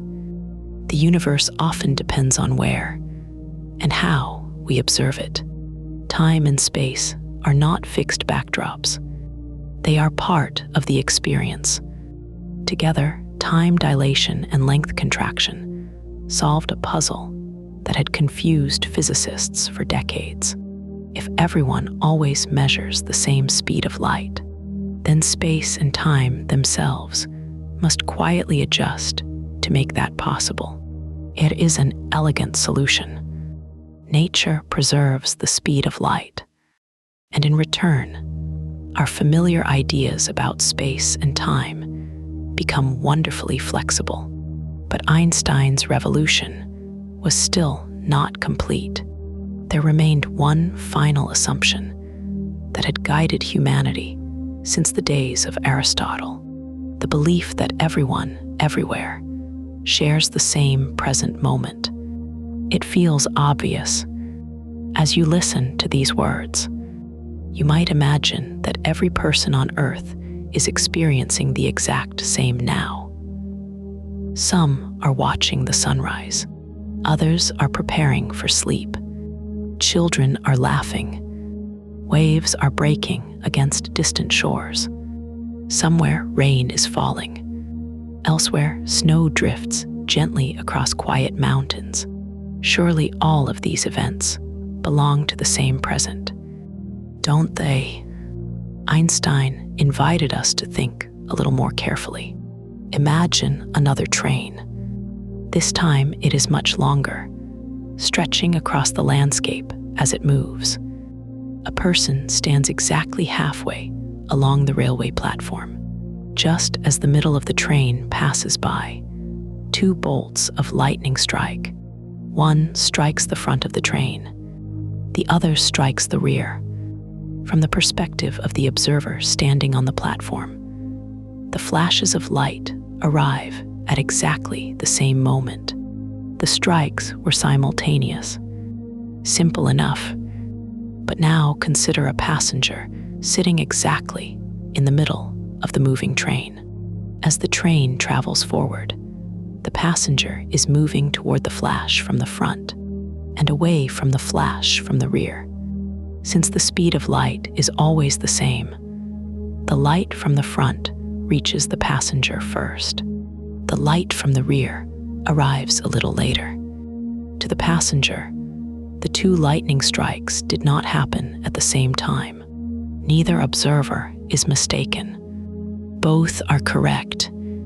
Each has carefully observed the light reaching them. The only thing that has changed is their state of motion. This astonishing idea is called the relativity of simultaneity. It tells us that there is no single universal, now, shared by the entire universe.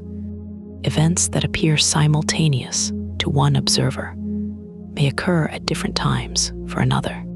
Pause for a moment and let that thought settle. The present, the single moment we often imagine the entire universe sharing, is not universal at all. It depends on how you move through space. This is one of the most profound shifts in human thought. For thousands of years, humanity imagined a great cosmic clock ticking identically for everyone. Einstein quietly revealed that such a clock does not exist. Each observer carries their own measure of time. Each experiences their own sequence of events. Reality is woven together far more delicately than anyone had imagined. By now, the old picture of the universe had almost completely dissolved. Space was no longer fixed. Time was no longer absolute. The present itself depended upon the observer.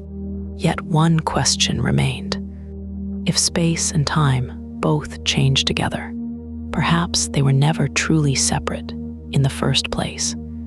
Perhaps they were always parts of something larger, something that no one had quite recognized. It would take a mathematician and one of Einstein's former teachers to give that mysterious new reality a name that would forever change the language of physics. Spacetime. By the beginning of the 20th century, Einstein had done something extraordinary. He had shown that time could slow, that space could contract, that two people moving differently might disagree about whether events happened at the same moment. These ideas were unlike anything physics had ever seen. Yet even Einstein himself initially thought of them as separate consequences of his theory. It would take someone else to notice the deeper pattern. His name was Hermann Minkowski. Years earlier, Minkowski had taught mathematics at the Zurich Polytechnic, where one of his students had been a young Albert Einstein. The relationship between the two had been uncomplicated. Einstein preferred solving problems in his own way and was not always the most attentive student in mathematics lectures. In fact, he sometimes skipped them altogether. It is one of history's gentler ironies that the mathematics he had once considered less interesting would later become essential to explaining his own discoveries. Minkowski looked carefully at Einstein's work. He saw something beautiful hiding beneath the equations. Space and time were behaving so closely together that perhaps they had never truly been separate. Perhaps they were different faces of a single reality. In 1908, Minkowski introduced an idea that sounded almost impossible. He suggested that the universe should not be described using only 3 dimensions of space: length, width, height.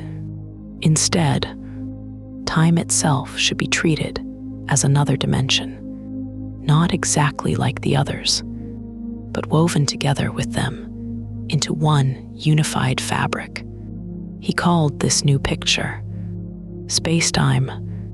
Today, the word feels familiar. We hear it in documentaries, books, and conversations about black holes. But imagine hearing it for the very first time. Spacetime, not space, and time. One word, one idea, one reality. It was as though two separate melodies had quietly been part of the same symphony all along. To understand why this mattered, imagine looking at a map. A map tells you where something is. A mountain, a river, a quiet village. Each location can be described using coordinates. North, south, east, west. But now imagine trying to describe a concert. A map alone isn't enough. You also need to know when it takes place. The location tells only half the story. You need both where and when. Minkowski realized that every event in the universe is like this: a star exploding, a child taking their first step, a comet passing the sun. You reading this sentence. None of these can be described completely by location alone. Every event happens at a particular place and at a particular moment. Together, these form what physicists call an event, not simply a point in space, not simply a moment in time. An event in spacetime. It is a wonderfully elegant way of looking at reality. The universe is no longer a collection of objects sitting inside empty space, while time quietly flows around them. Instead, everything becomes part of one connected tapestry. Every planet, every galaxy, every heartbeat, every sunrise, every thought, each one traces a path through spacetime. Imagine watching a bird fly across a clear evening sky. To your eyes, you see only its current position. But if you could somehow see every moment of its flight at once, the bird would leave behind a graceful ribbon stretching through both space and time. Physicists call this ribbon a world line. Every object in the universe has one. The Earth has a world line as it journeys around the sun. The moon has one. You have one. Even the photons of light, racing across billions of light years, follow their own unique paths through spacetime. It is a quietly beautiful image. Rather than existing as isolated moments, our lives become continuous journeys woven into the fabric of the universe. No moment stands entirely alone. Every moment is connected to the one before it, and the one yet to come. Minkowski's new geometry also offered another remarkable insight. Not every event can influence every other event. Imagine lighting a candle in your room. The light spreads outward in all directions. It cannot instantly illuminate a distant galaxy. The information carried by that light needs time to travel. As the seconds pass, the expanding sphere of light reaches more and more of the surrounding universe. This simple idea can be drawn as a beautiful shape called a light cone. Picture yourself standing at this very moment. Your present is a single point. The light you send into the future spreads outward like the opening petals of a flower. At the same time, every ray of light that has reached you from the past forms another cone stretching backward. Together, they create a graceful hourglass-like shape.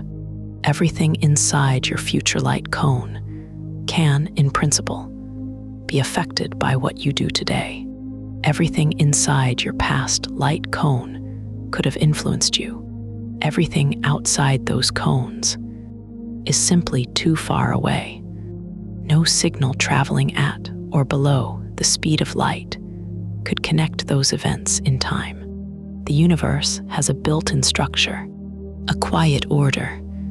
Cause comes before effect, not because someone declared it so, but because space-time itself is organized that way. This was a profound realization. Light was no longer merely something that illuminated the universe. It became something even more fundamental. It defined the very architecture of reality. The speed of light wasn't simply another number in physics. It was woven into the fabric of space-time itself. Without realizing it, humanity had arrived at an entirely new picture of existence. The universe was no longer a stage where objects moved through space, while time flowed independently. Space and time had become inseparable. Stretch one, and the other responds. Move through one, and your experience of the other changes. They were partners in a cosmic dance that had been quietly unfolding since the beginning of the universe. And yet, there remained one familiar force that still seemed separate from this beautiful picture. Gravity, the force that kept our feet upon the earth, that guided the moon around our planet, that carried the planets around the sun. Even Einstein's revolutionary theory still treated gravity much as Newton had described it, a force acting across space. But Einstein couldn't shake the feeling that something was missing. If space and time were truly one fabric, could gravity somehow be woven into that fabric as well? The answer would come from what Einstein later called the happiest thought of my life, a simple idea, an ordinary elevator, and a realization so profound that it would transform gravity from a force into the very shape of reality itself. Sometimes the greatest scientific breakthroughs begin not with a telescope or a laboratory, but with a moment of quiet imagination. Einstein often solved problems by picturing ordinary situations in extraordinary ways. He didn't need complicated machines. He needed a question. One day, while reflecting on gravity, a simple image appeared in his mind. Years later, he would describe it as the happiest thought of my life. Imagine stepping into a small elevator. The doors close softly behind you. The walls are still. The air is calm. You are standing comfortably on the floor, feeling your weight pressing gently against your feet. Everything feels perfectly ordinary. Now imagine something impossible. The cables holding the elevator suddenly disappear. Instead of remaining suspended, the entire elevator begins to fall for just a brief moment before air resistance becomes important. Both you and the elevator accelerate downward together. Something remarkable happens. You no longer feel your own weight. Your feet lift gently from the floor. The keys in your pocket begin floating beside you.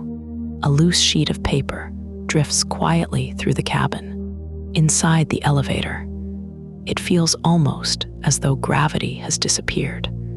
And yet, gravity hasn't vanished at all. The Earth is still pulling everything downward. The difference is that everything is falling together. There is no floor pushing upward against your feet, no force pressing you into the ground, only free fall. If you've ever watched astronauts aboard the International Space Station floating effortlessly through its modules, you've seen something very similar. It often looks as though there is no gravity in orbit, but that's not quite true. Earth's gravity is still reaching them. In fact, gravity at the station's altitude is surprisingly strong. The astronauts float because they, and the station itself, are constantly falling around the Earth together. They are in an endless free fall. Einstein realized something astonishing. From inside the falling elevator, there is no experiment you could perform to tell whether gravity has disappeared or whether you are simply falling with it. Now imagine the opposite situation. Instead of falling, picture the elevator drifting through deep space, unimaginably far from every planet and star. There is no gravity here, only silence, only darkness. You float gently inside the cabin. Then, without warning, powerful rockets attached beneath the elevator begin firing. The cabin accelerates upward. Immediately, your feet press firmly against the floor. A dropped object falls downward. A ball tossed across the room curves gently toward the floor. Everything behaves exactly as though gravity has suddenly appeared. But there is no planet nearby, no massive object pulling you downward, only acceleration. Einstein stared at these two imagined situations and noticed something extraordinary. Inside the elevator, they feel identical, whether you are standing on the surface of the Earth or accelerating through empty space. The experience is the same. The universe offers no simple way to distinguish one from the other. This beautiful insight became known as the equivalence principle. It can be expressed in wonderfully simple language. Gravity and acceleration are locally indistinguishable. At first, this may seem like an interesting curiosity, but Einstein realized it pointed towards something much deeper. Perhaps gravity wasn't really a force after all. Perhaps it was something else entirely. To understand what he meant, imagine placing a large, heavy bowling ball on the middle of a tightly stretched rubber sheet. The sheet bends beneath its weight, forming a gentle curve. Now roll a small marble across the sheet. The marble doesn't move toward the bowling ball because an invisible force reaches out and pulls it. Instead, it simply follows the curved surface beneath it. From the marble's perspective, it is traveling as straight as it possibly can. The path itself has changed. Now this rubber sheet is only an analogy. Real spacetime is not a physical fabric stretched through some higher dimension, but the image helps us glimpse Einstein's extraordinary idea. Mass tells spacetime how to curve. Curved spacetime tells objects how to move. In Newton's universe, the sun reached across empty space and pulled the Earth toward itself with an invisible force. In Einstein's universe, the sun quietly reshapes the geometry around it. The Earth simply follows the smoothest possible path through that curved geometry. It is less like being pulled by a rope and more like walking across gently rolling hills. You aren't being forced into the valleys. You naturally follow the landscape beneath your feet. Gravity, then, is not an invisible hand reaching across space. It is the shape of spacetime itself. This was one of the most beautiful ideas ever proposed in science.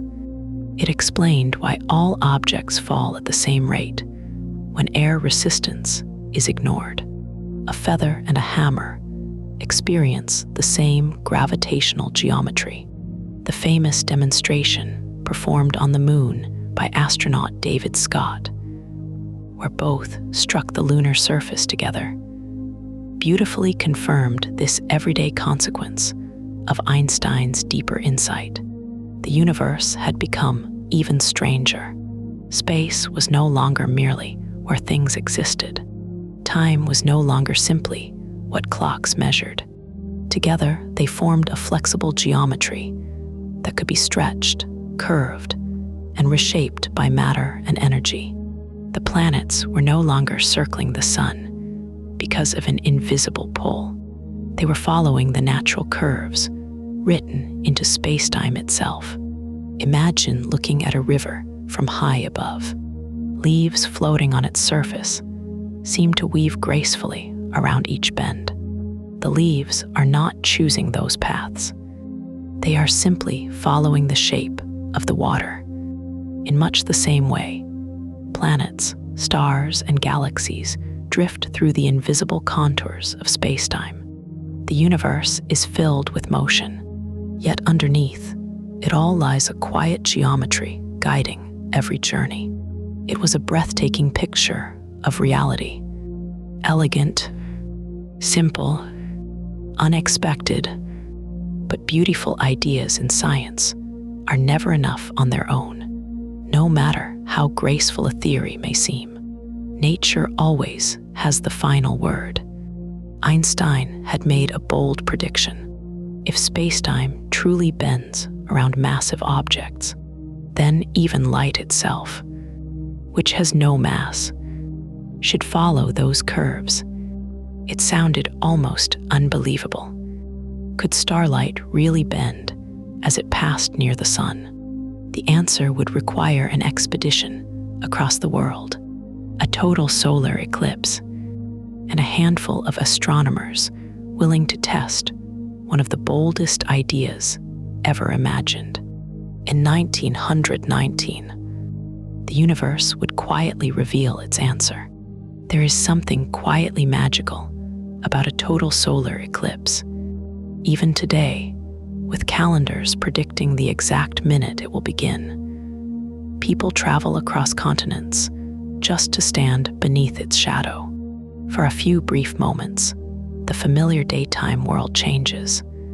The air grows cooler. Birds fall silent.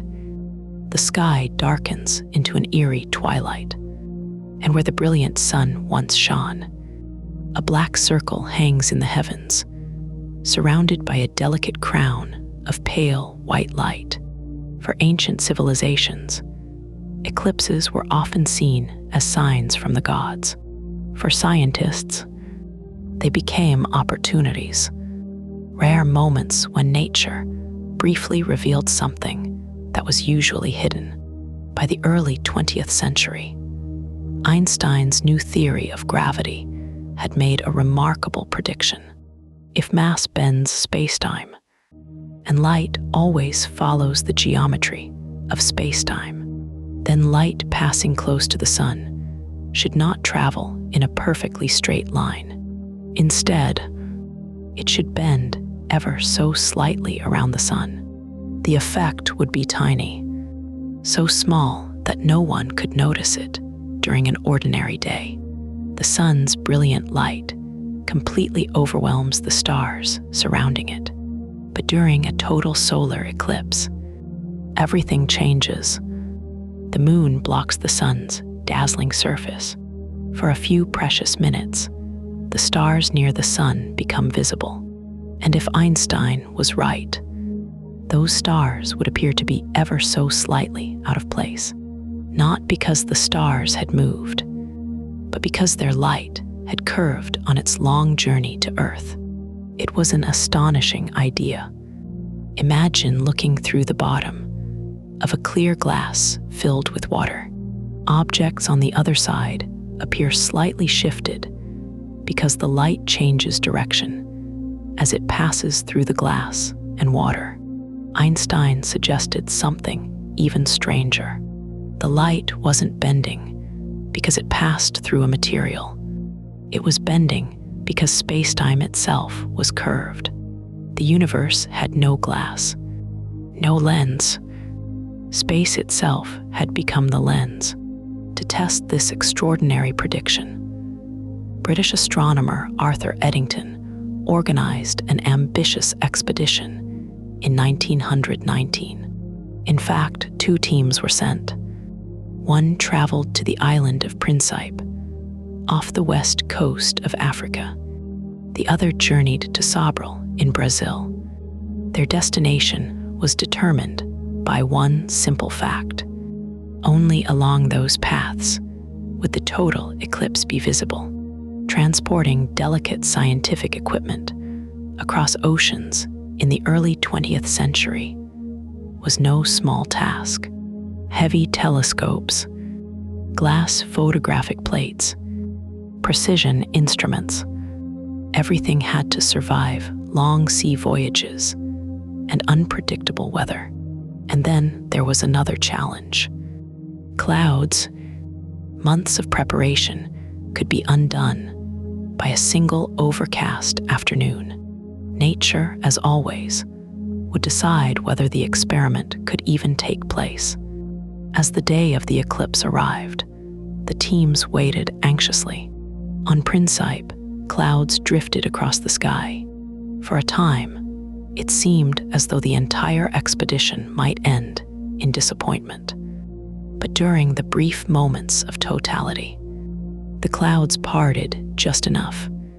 Photographs were taken. In Brazil, conditions were more favorable, allowing additional images to be captured. Then came the patient work. The photographs taken during the eclipse were compared with photographs of the same stars when the sun was elsewhere in the sky. If Einstein was correct, their apparent positions should differ ever so slightly. The measurements were painstaking. Tiny fractions of a degree, barely perceptible shifts. Yet when the calculations were complete, the result pointed in the same direction. The starlight had bent, not dramatically, not enough for the human eye to notice, but exactly as Einstein's theory had predicted. It was one of the most celebrated moments in the history of science. Newspapers around the world carried headlines announcing that humanity's understanding of the universe had changed. Almost overnight, Albert Einstein became one of the most recognizable scientists on Earth. But perhaps the real hero of the story was not Einstein, nor Eddington. It was the universe itself, patiently allowing curious minds to ask difficult questions and quietly answering them through observation. The eclipse did more than confirm a theory. It revealed something profoundly beautiful. Light, which had once seemed to travel along perfectly straight paths forever, was now understood to follow the gentle curves of spacetime. Even something as swift and seemingly untouchable as light was part of the universe's deeper geometry. Imagine standing in a vast valley after a fresh snowfall. You cannot see the wind itself, but by looking at the graceful curves left behind in the snow, you begin to understand how the wind moved through the landscape. In much the same way, astronomers could not see spacetime directly, but by watching the path of light, they could glimpse its invisible shape. Over the decades that followed, this prediction would be tested again and again, with better telescopes, more precise instruments, and eventually, with technologies that Einstein himself could scarcely have imagined. Each new observation quietly agreed with the last. The universe continued to whisper the same truth. Spacetime bends. Light follows. Today, astronomers see this effect throughout the cosmos. Entire galaxies act like enormous natural lenses. Clusters of galaxies bend the light of even more distant objects behind them. Sometimes the light is stretched into long glowing arcs. Sometimes it forms beautiful circles around massive galaxies, almost like halos of ancient light. These breathtaking patterns are known as gravitational lenses. They are among the most beautiful confirmations of Einstein's vision, not because they are dramatic, but because they reveal the hidden architecture of the universe. Gravity is no longer simply holding planets in orbit. It is quietly shaping the paths of light itself. And if light can be bent, then perhaps spacetime is capable of even more extraordinary things. Far beyond our solar system, there exist places where gravity becomes so intense, where spacetime curves so deeply that not even light can find its way back out. They are among the strangest objects in the entire universe. Silent, invisible, almost impossible to imagine. We call them black holes. Space could bend, time could slow, light itself could follow graceful curves through the cosmos.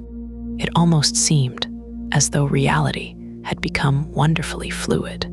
Yet nature was not finished surprising us. If a star like our sun could bend spacetime just enough to nudge a passing beam of light, what would happen if an object were far more massive, far more compact? Could spacetime curve so deeply that light could never climb back out? At first, the idea sounded almost unbelievable. Even Einstein found it difficult to accept. Yet the mathematics quietly insisted that such objects could exist. Imagine standing beside a calm river. Near the bank, the current is gentle. A fallen leaf drifts peacefully downstream, carried along without urgency. If you wished, you could easily swim back to shore. Now imagine walking farther downstream. The river grows narrower. The water begins moving more quickly. Small ripples become swirling currents. The sound deepens into a steady roar. Eventually, you arrive at the edge of a great waterfall. Long before reaching the drop itself, the current becomes too powerful to resist. No matter how hard you swim, the river carries you onward. There is a point beyond which escape is no longer possible, not because something is pulling harder, but because the flow itself has become irresistible. This image isn't perfect, of course. A black hole is not a whirlpool in space, but it captures something important. There exists a boundary beyond which every possible path leads inward. Physicists call this boundary the event horizon. The name is wonderfully descriptive. An event horizon is not a physical surface. You wouldn't strike it like the wall of a cave.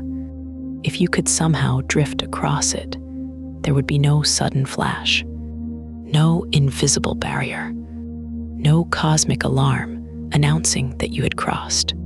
And yet, something profound has changed. Every path through spacetime now leads deeper toward the center. Even light, traveling at the fastest speed the universe allows, cannot find a route back out.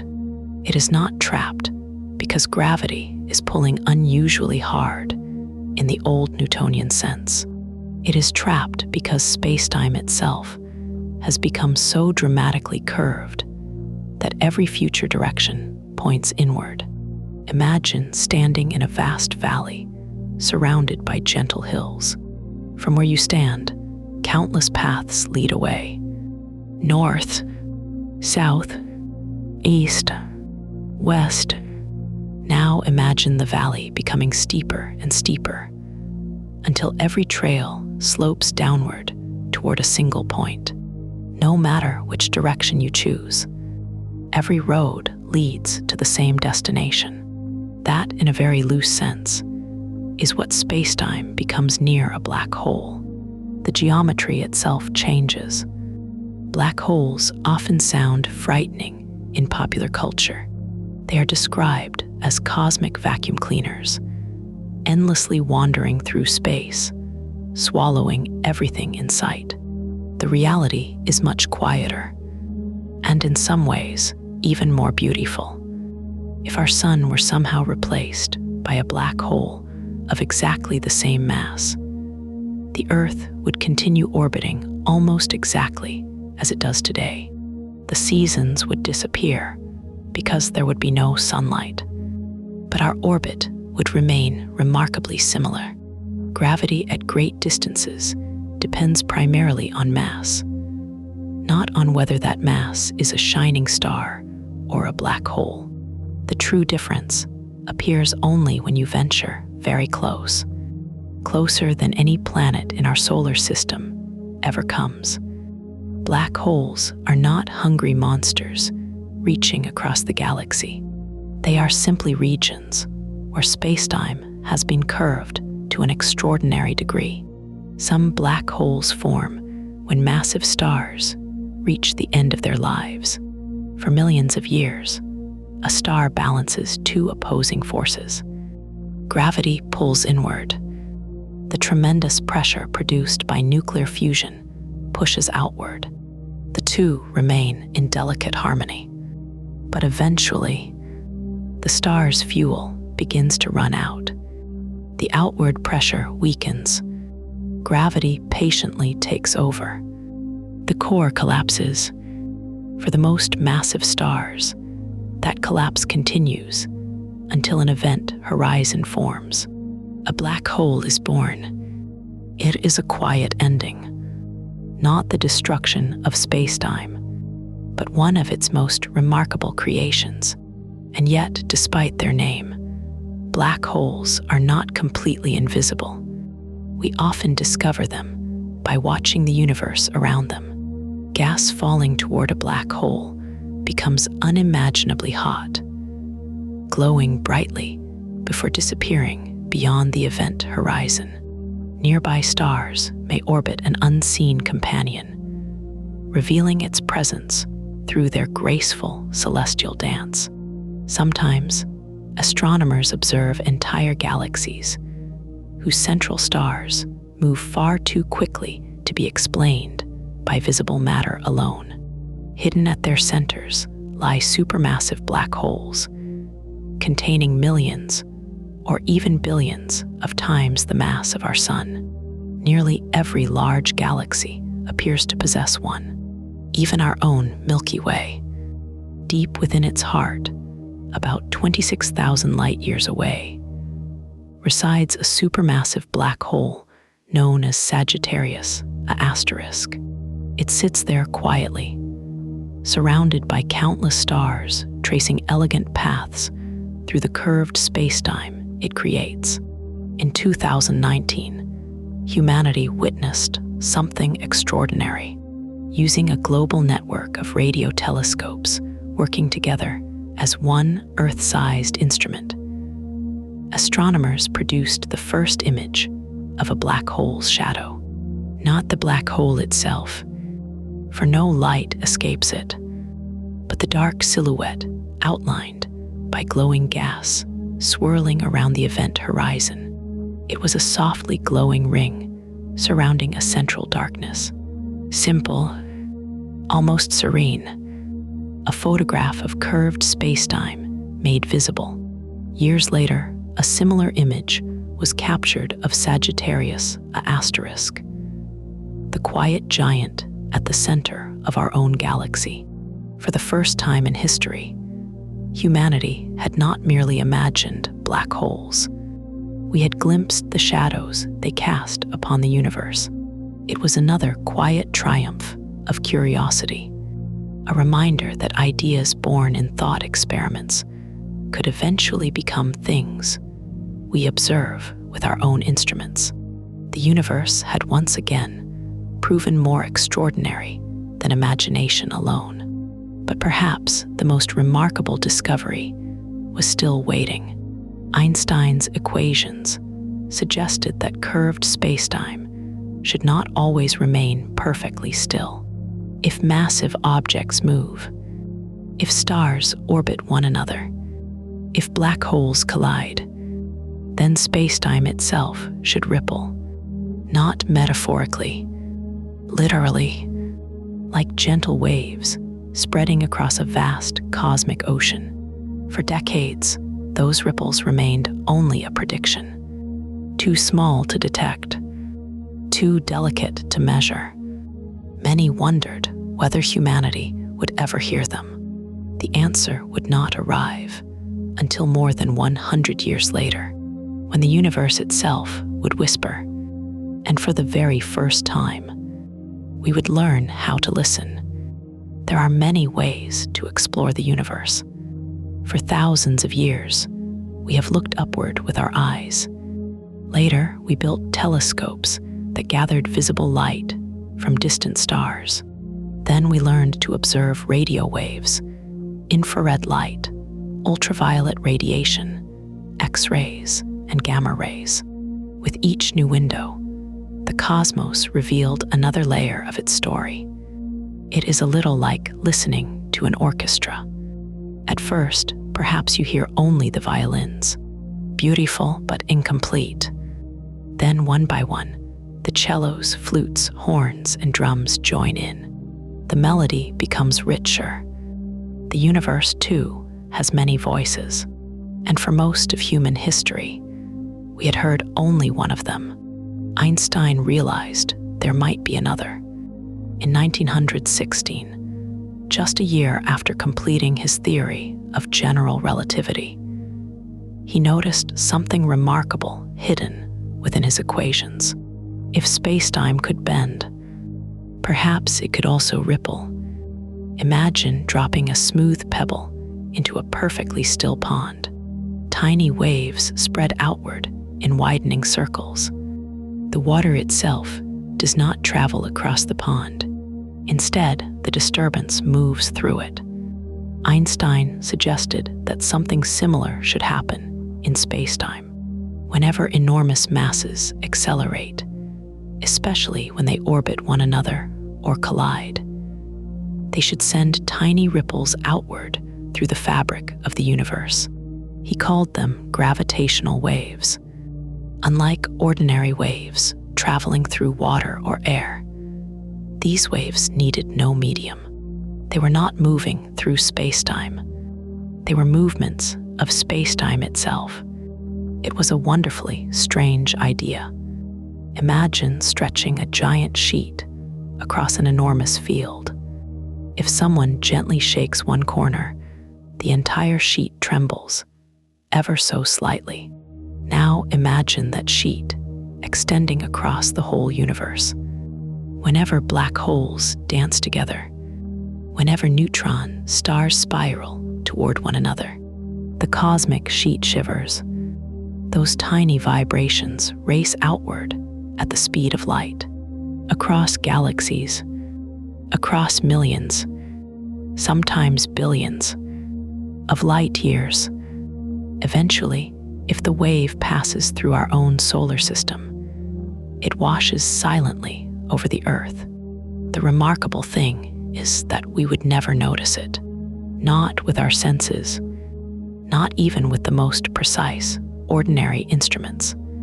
Gravitational waves are astonishingly small. By the time one reaches Earth, it changes distances by less than the width of a single atomic nucleus over several kilometers. To appreciate just how tiny that is, imagine measuring the distance between the Earth and the nearest star and detecting a change no larger than the width of a human hair. It seems almost impossible. For decades, many physicists believed such measurements would forever remain beyond human reach. Einstein himself was uncertain whether gravitational waves could ever be detected directly. The prediction was beautiful. The experiment seemed hopeless. And yet, history has taught us never to underestimate human curiosity. Across the 20th century, engineers and physicists slowly developed technologies of astonishing precision. Lasers became steadier. Mirrors became smoother than any surface ever crafted before. Vacuum systems grew quieter. computers became capable of recognizing patterns hidden within overwhelming amounts of noise. Little by little, the impossible became merely difficult. Eventually, an international collaboration built one of the most extraordinary scientific instruments ever created.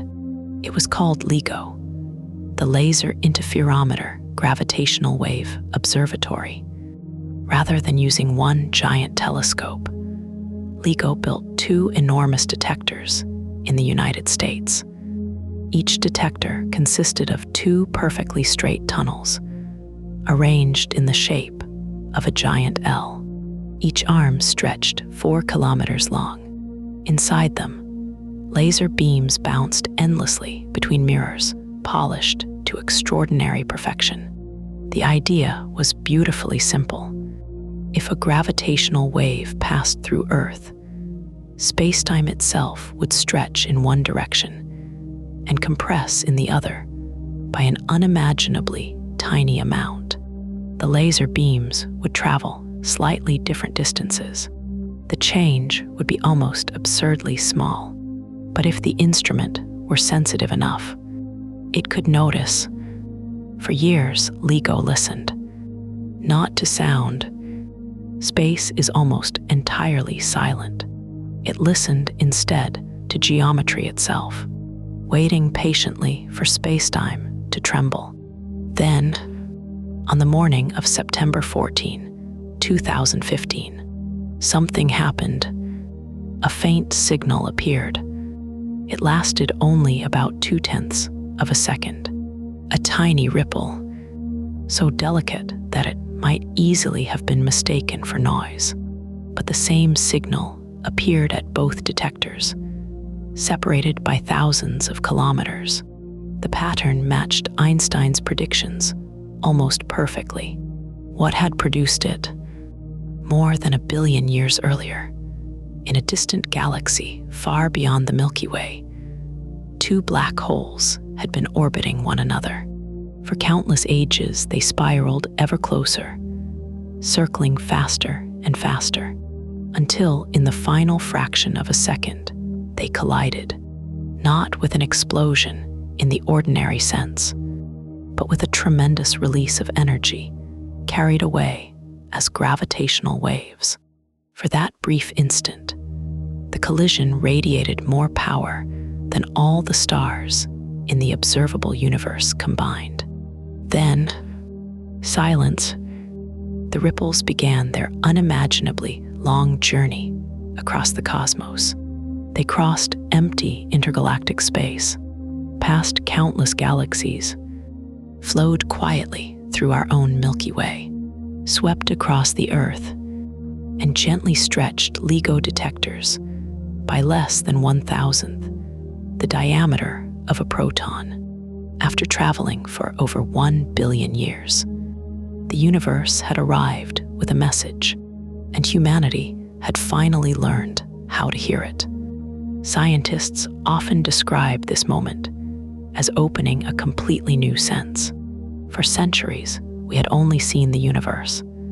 Now, we could listen to it, not through sound waves, but through the vibrations of spacetime itself. It was one of the greatest scientific achievements of the modern age, a direct confirmation of an idea Einstein had imagined a century earlier. In 2017, the Nobel Prize in Physics was awarded to the pioneers whose decades of work made this discovery possible.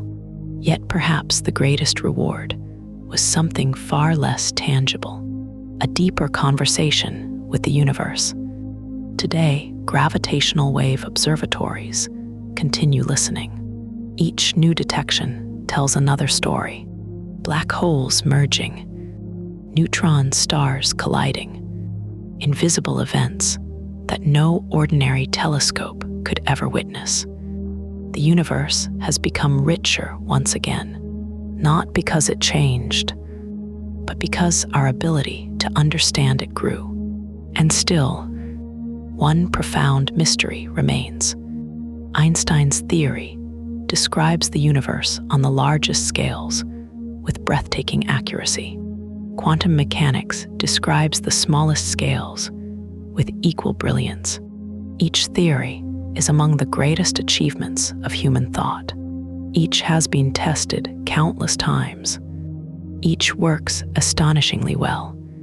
And yet, they refuse to fit together. It is as though nature has written two magnificent books, each telling part of the same story, but in different languages. Finding the bridge between them may become the next great chapter in humanity's endless journey to understand reality. By this point in our journey, the universe feels almost familiar again, not because it has become simple, but because we have slowly learned its language. We began beneath an ordinary night sky, wondering whether space and time might somehow be connected. We followed philosophers in ancient Greece as they searched for order in nature. We watched Galileo point a telescope toward Jupiter. We measured the speed of light. We abandoned the invisible ether. We stood beside Einstein as he imagined elevators falling through space. We saw gravity transformed from an invisible force into the graceful curvature of spacetime. We watched black holes bend light itself. And finally, we listened as two distant black holes sent ripples across more than 1 billion years of cosmic history. It is an extraordinary story. And yet, it is only half the story. Because while Einstein was reshaping our understanding of the very large, another revolution was unfolding in the world of the unimaginably small. Imagine taking a grain of sand and breaking it in half, then breaking each piece again, and again, smaller, smaller still. Eventually, you reach molecules, then atoms, then particles so tiny that they exist in a world completely unlike anything we experience in everyday life. A world where certainty begins to fade, where particles behave like waves, where empty space is never truly empty, where chance itself seems woven into the fabric of nature. This is the strange and beautiful world of quantum mechanics. If general relativity is the language of galaxies, stars, and the expanding universe, quantum mechanics is the language of atoms, electrons, light, and the smallest building blocks of reality. The remarkable thing is this: both theories are astonishingly successful. General relativity predicts the motion of planets, the bending of starlight, gravitational waves, and black holes with extraordinary precision. Quantum mechanics explains chemistry, electricity, lasers, semiconductors, and nearly every piece of modern technology surrounding us today. Without quantum physics, there would be no smartphones, no computers, no MRI scanners, no LED lights. Much of the modern world quietly depends upon it. Each theory has been tested again, and again, and again. Each continues to agree with experiment in ways that seem almost miraculous. If you were asked to name the two greatest achievements in the history of physics, these would surely stand at the very top. And yet, they refuse to cooperate. Imagine owning two beautifully detailed maps. One shows every mountain, river, and forest on Earth. The other perfectly describes every city, road, and building. Individually, both maps are flawless. But when you try to place one on top of the other, nothing lines up. The coastlines drift apart. Roads cross oceans. Mountains appear where cities should be. Each map is correct within its own purpose. Together, they make no sense. That is the challenge facing modern physics. Einstein's universe is smooth and continuous. Spacetime curves gracefully, like gentle hills stretching across an endless landscape. Quantum physics tells a different story. At its smallest scales, nature becomes restless. Particles appear and disappear. Fields fluctuate endlessly. Even empty space shimmers with fleeting activity. The calm fabric of spacetime, imagined by Einstein, begins to look surprisingly turbulent. Most of the time, this disagreement doesn't matter. If you're calculating the orbit of a planet, general relativity works beautifully. If you're studying the behavior of an atom, quantum mechanics is the perfect tool. It's rather like using different maps for different journeys. A street map is excellent for walking through a city. A globe is far better for planning a flight across continents. Neither is wrong. They are simply designed for different scales. The trouble begins when the universe demands both at once. There are places where gravity becomes unimaginably strong and distances unimaginably small. At the center of black holes, during the very first moments after the Big Bang, there the two great theories are forced to meet. And when they do, their mathematics begins to unravel. The equations produce infinities. Predictions lose meaning. It is as though the universe is gently saying, "You have reached the edge of your understanding." Scientists have spent decades searching for a deeper theory that unites these two magnificent descriptions into one. A theory that explains both the largest galaxies and the tiniest particles using a single set of principles. Sometimes it is called the theory of everything, not because it would answer every question imaginable, but because it might reveal the common foundation beneath all known physics. Many ideas have been proposed. One of the most famous is string theory. Instead of imagining particles as tiny points, string theory suggests that they are unimaginably small vibrating strings. Different vibrations create different particles, much like different notes emerge from the strings of a violin. It is an elegant picture, beautiful mathematics, profound possibilities. Yet so far, no experiment has confirmed it. Another approach is called loop quantum gravity. Rather than changing the particles, it asks a different question. What if spacetime itself is not perfectly continuous? What if, at the smallest possible scale, it is woven from tiny, discrete pieces, almost like an intricate cosmic fabric?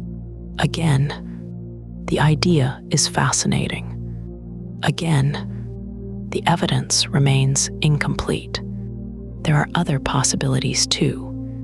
Some physicists wonder whether spacetime itself might not be fundamental at all. Perhaps it emerges from something even deeper. In the same way that temperature emerges from the countless invisible motions of individual molecules. If so, space and time themselves may be consequences of a reality we have not yet learned to describe. It is a humbling thought. After everything humanity has discovered, after centuries of careful observation, after telescopes, particle accelerators, satellites, and gravitational wave detectors, we may still be standing only at the beginning. There is something deeply comforting about that. The universe has not run out of mysteries. Far from it. Every answer we uncover opens the door to new questions waiting patiently beyond. The story of science has never really been about reaching the end, It has always been about learning to ask better questions, and perhaps that is why the night sky continues to inspire us, not because it offers certainty, but because it quietly reminds us that there is always more to discover. As our journey draws toward its close, one final question remains. It is a question that has captured imaginations for generations, a question found in novels, films, and quiet conversations beneath the stars. If space and time are truly woven together, if time can slow, if gravity can bend the path of light, then could we ever travel through time itself? Could tomorrow become a destination, just as distant galaxies are? Or will time forever remain a one-way journey, carrying each of us gently forward, one peaceful moment at a time?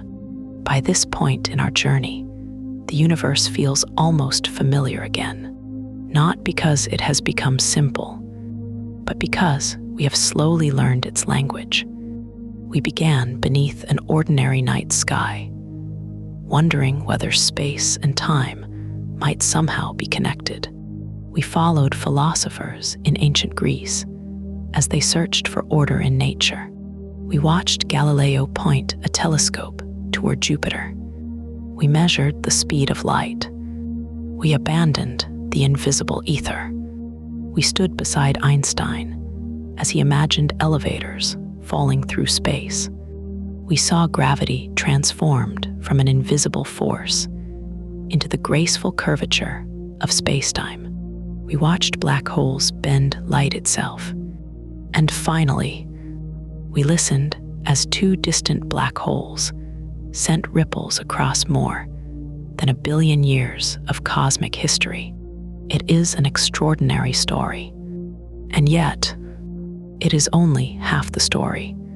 Because while Einstein was reshaping our understanding of the very large, another revolution was unfolding in the world of the unimaginably small. Imagine taking a grain of sand and breaking it in half, then breaking each piece again, and again, smaller, smaller still. Eventually, you reach molecules, then atoms, then particles so tiny that they exist in a world completely unlike anything we experience in everyday life. A world where certainty begins to fade, where particles behave like waves, where empty space is never truly empty, where chance itself seems woven into the fabric of nature. This is the strange and beautiful world of quantum mechanics. If general relativity is the language of galaxies, stars, and the expanding universe, quantum mechanics is the language of atoms, electrons, light, and the smallest building blocks of reality. The remarkable thing is this: both theories are astonishingly successful. General relativity predicts the motion of planets, the bending of starlight, gravitational waves, and black holes with extraordinary precision. Quantum mechanics explains chemistry, electricity, lasers, semiconductors, and nearly every piece of modern technology surrounding us today. Without quantum physics, there would be no smartphones, no computers, no MRI scanners, no LED lights. Much of the modern world quietly depends upon it. Each theory has been tested again, and again, and again. Each continues to agree with experiment in ways that seem almost miraculous. If you were asked to name the 2 greatest achievements in the history of physics, these would surely stand at the very top. And yet, they refuse to cooperate. Imagine owning 2 beautifully detailed maps. One shows every mountain, river, and forest on Earth. The other perfectly describes every city, road, and building. Individually, Both maps are flawless. But when you try to place one on top of the other, nothing lines up. The coastlines drift apart. Roads cross oceans. Mountains appear where cities should be. Each map is correct within its own purpose. Together, they make no sense. That is the challenge facing modern physics. Einstein's universe is smooth and continuous. Spacetime curves gracefully, like gentle hills stretching across an endless landscape. Quantum physics tells a different story. At its smallest scales, nature becomes restless. Particles appear and disappear. Fields fluctuate endlessly. Even empty space shimmers with fleeting activity. The calm fabric of spacetime, imagined by Einstein, begins to look surprisingly turbulent. Most of the time, this disagreement doesn't matter. If you're calculating the orbit of a planet, general relativity works beautifully. If you're studying the behavior of an atom, quantum mechanics is the perfect tool. It's rather like using different maps for different journeys. A street map is excellent for walking through a city. A globe is far better for planning a flight across continents. Neither is wrong. They are simply designed for different scales. The trouble begins when the universe demands both at once. There are places where gravity becomes unimaginably strong and distances unimaginably small. At the center of black holes, during the very first moments after the Big Bang, there the two great theories are forced to meet. And when they do, their mathematics begins to unravel. The equations produce infinities. Predictions lose meaning. It is as though the universe is gently saying, "You have reached the edge of your understanding." Scientists have spent decades searching for a deeper theory that unites these two magnificent descriptions into one. A theory that explains both the largest galaxies and the tiniest particles using a single set of principles. Sometimes it is called the theory of everything, not because it would answer every question imaginable, but because it might reveal the common foundation beneath all known physics. Many ideas have been proposed. One of the most famous is string theory. Instead of imagining particles as tiny points, string theory suggests that they are unimaginably small vibrating strings. Different vibrations create different particles, much like different notes emerge from the strings of a violin. It is an elegant picture, beautiful mathematics, profound possibilities. Yet so far, no experiment has confirmed it. Another approach is called loop quantum gravity. Rather than changing the particles, it asks a different question. What if spacetime itself is not perfectly continuous? What if, at the smallest possible scale, it is woven from tiny, discrete pieces, almost like an intricate cosmic fabric? Again, the idea is fascinating. Again, the evidence remains incomplete. There are other possibilities too. Some physicists wonder whether spacetime itself might not be fundamental at all. Perhaps it emerges from something even deeper. In the same way that temperature emerges from the countless invisible motions of individual molecules. If so, space and time themselves may be consequences of a reality we have not yet learned to describe. It is a humbling thought. After everything humanity has discovered, after centuries of careful observation, after telescopes, particle accelerators, satellites, and gravitational wave detectors, we may still be standing only at the beginning. There is something deeply comforting about that. The universe has not run out of mysteries. Far from it. Every answer we uncover opens the door to new questions waiting patiently beyond. The story of science has never really been about reaching the end. It has always been about learning to ask better questions. And perhaps that is why the night sky continues to inspire us. Not because it offers certainty, but because it quietly reminds us that there is always more to discover.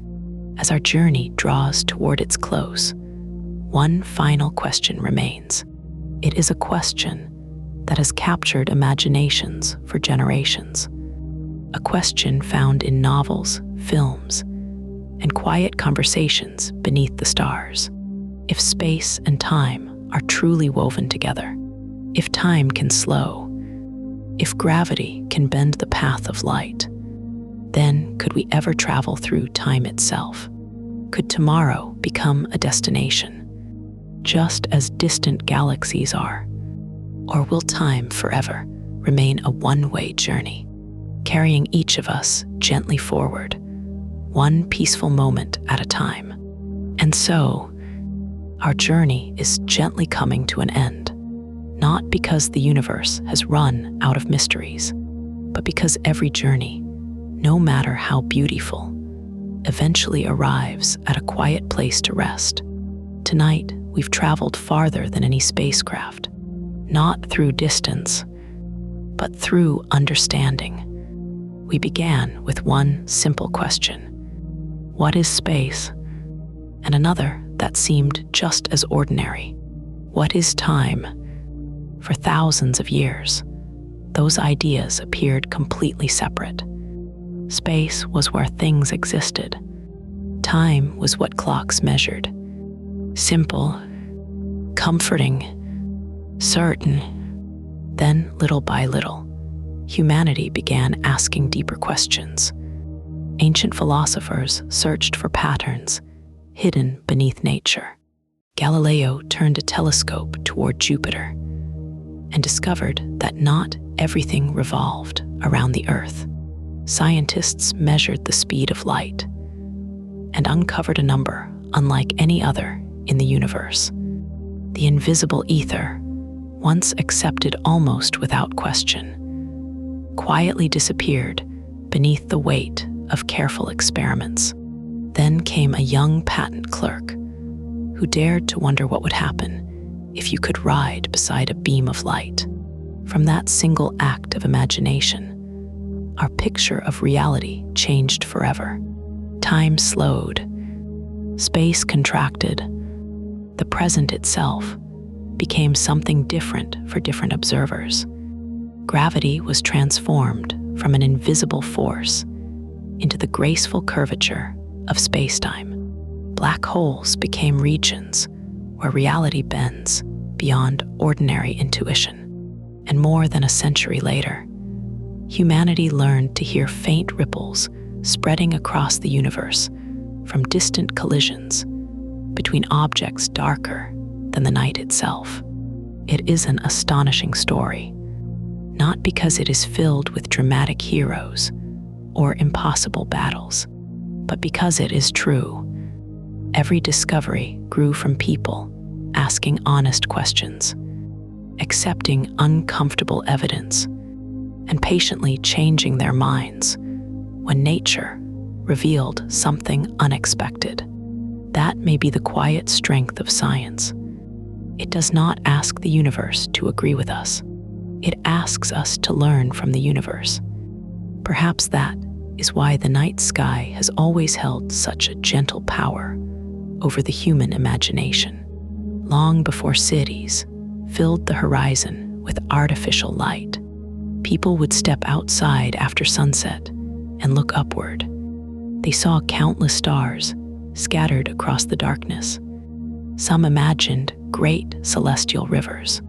Others saw hunters, animals, and ancient legends written among the constellations. Many believed the heavens were fixed and eternal.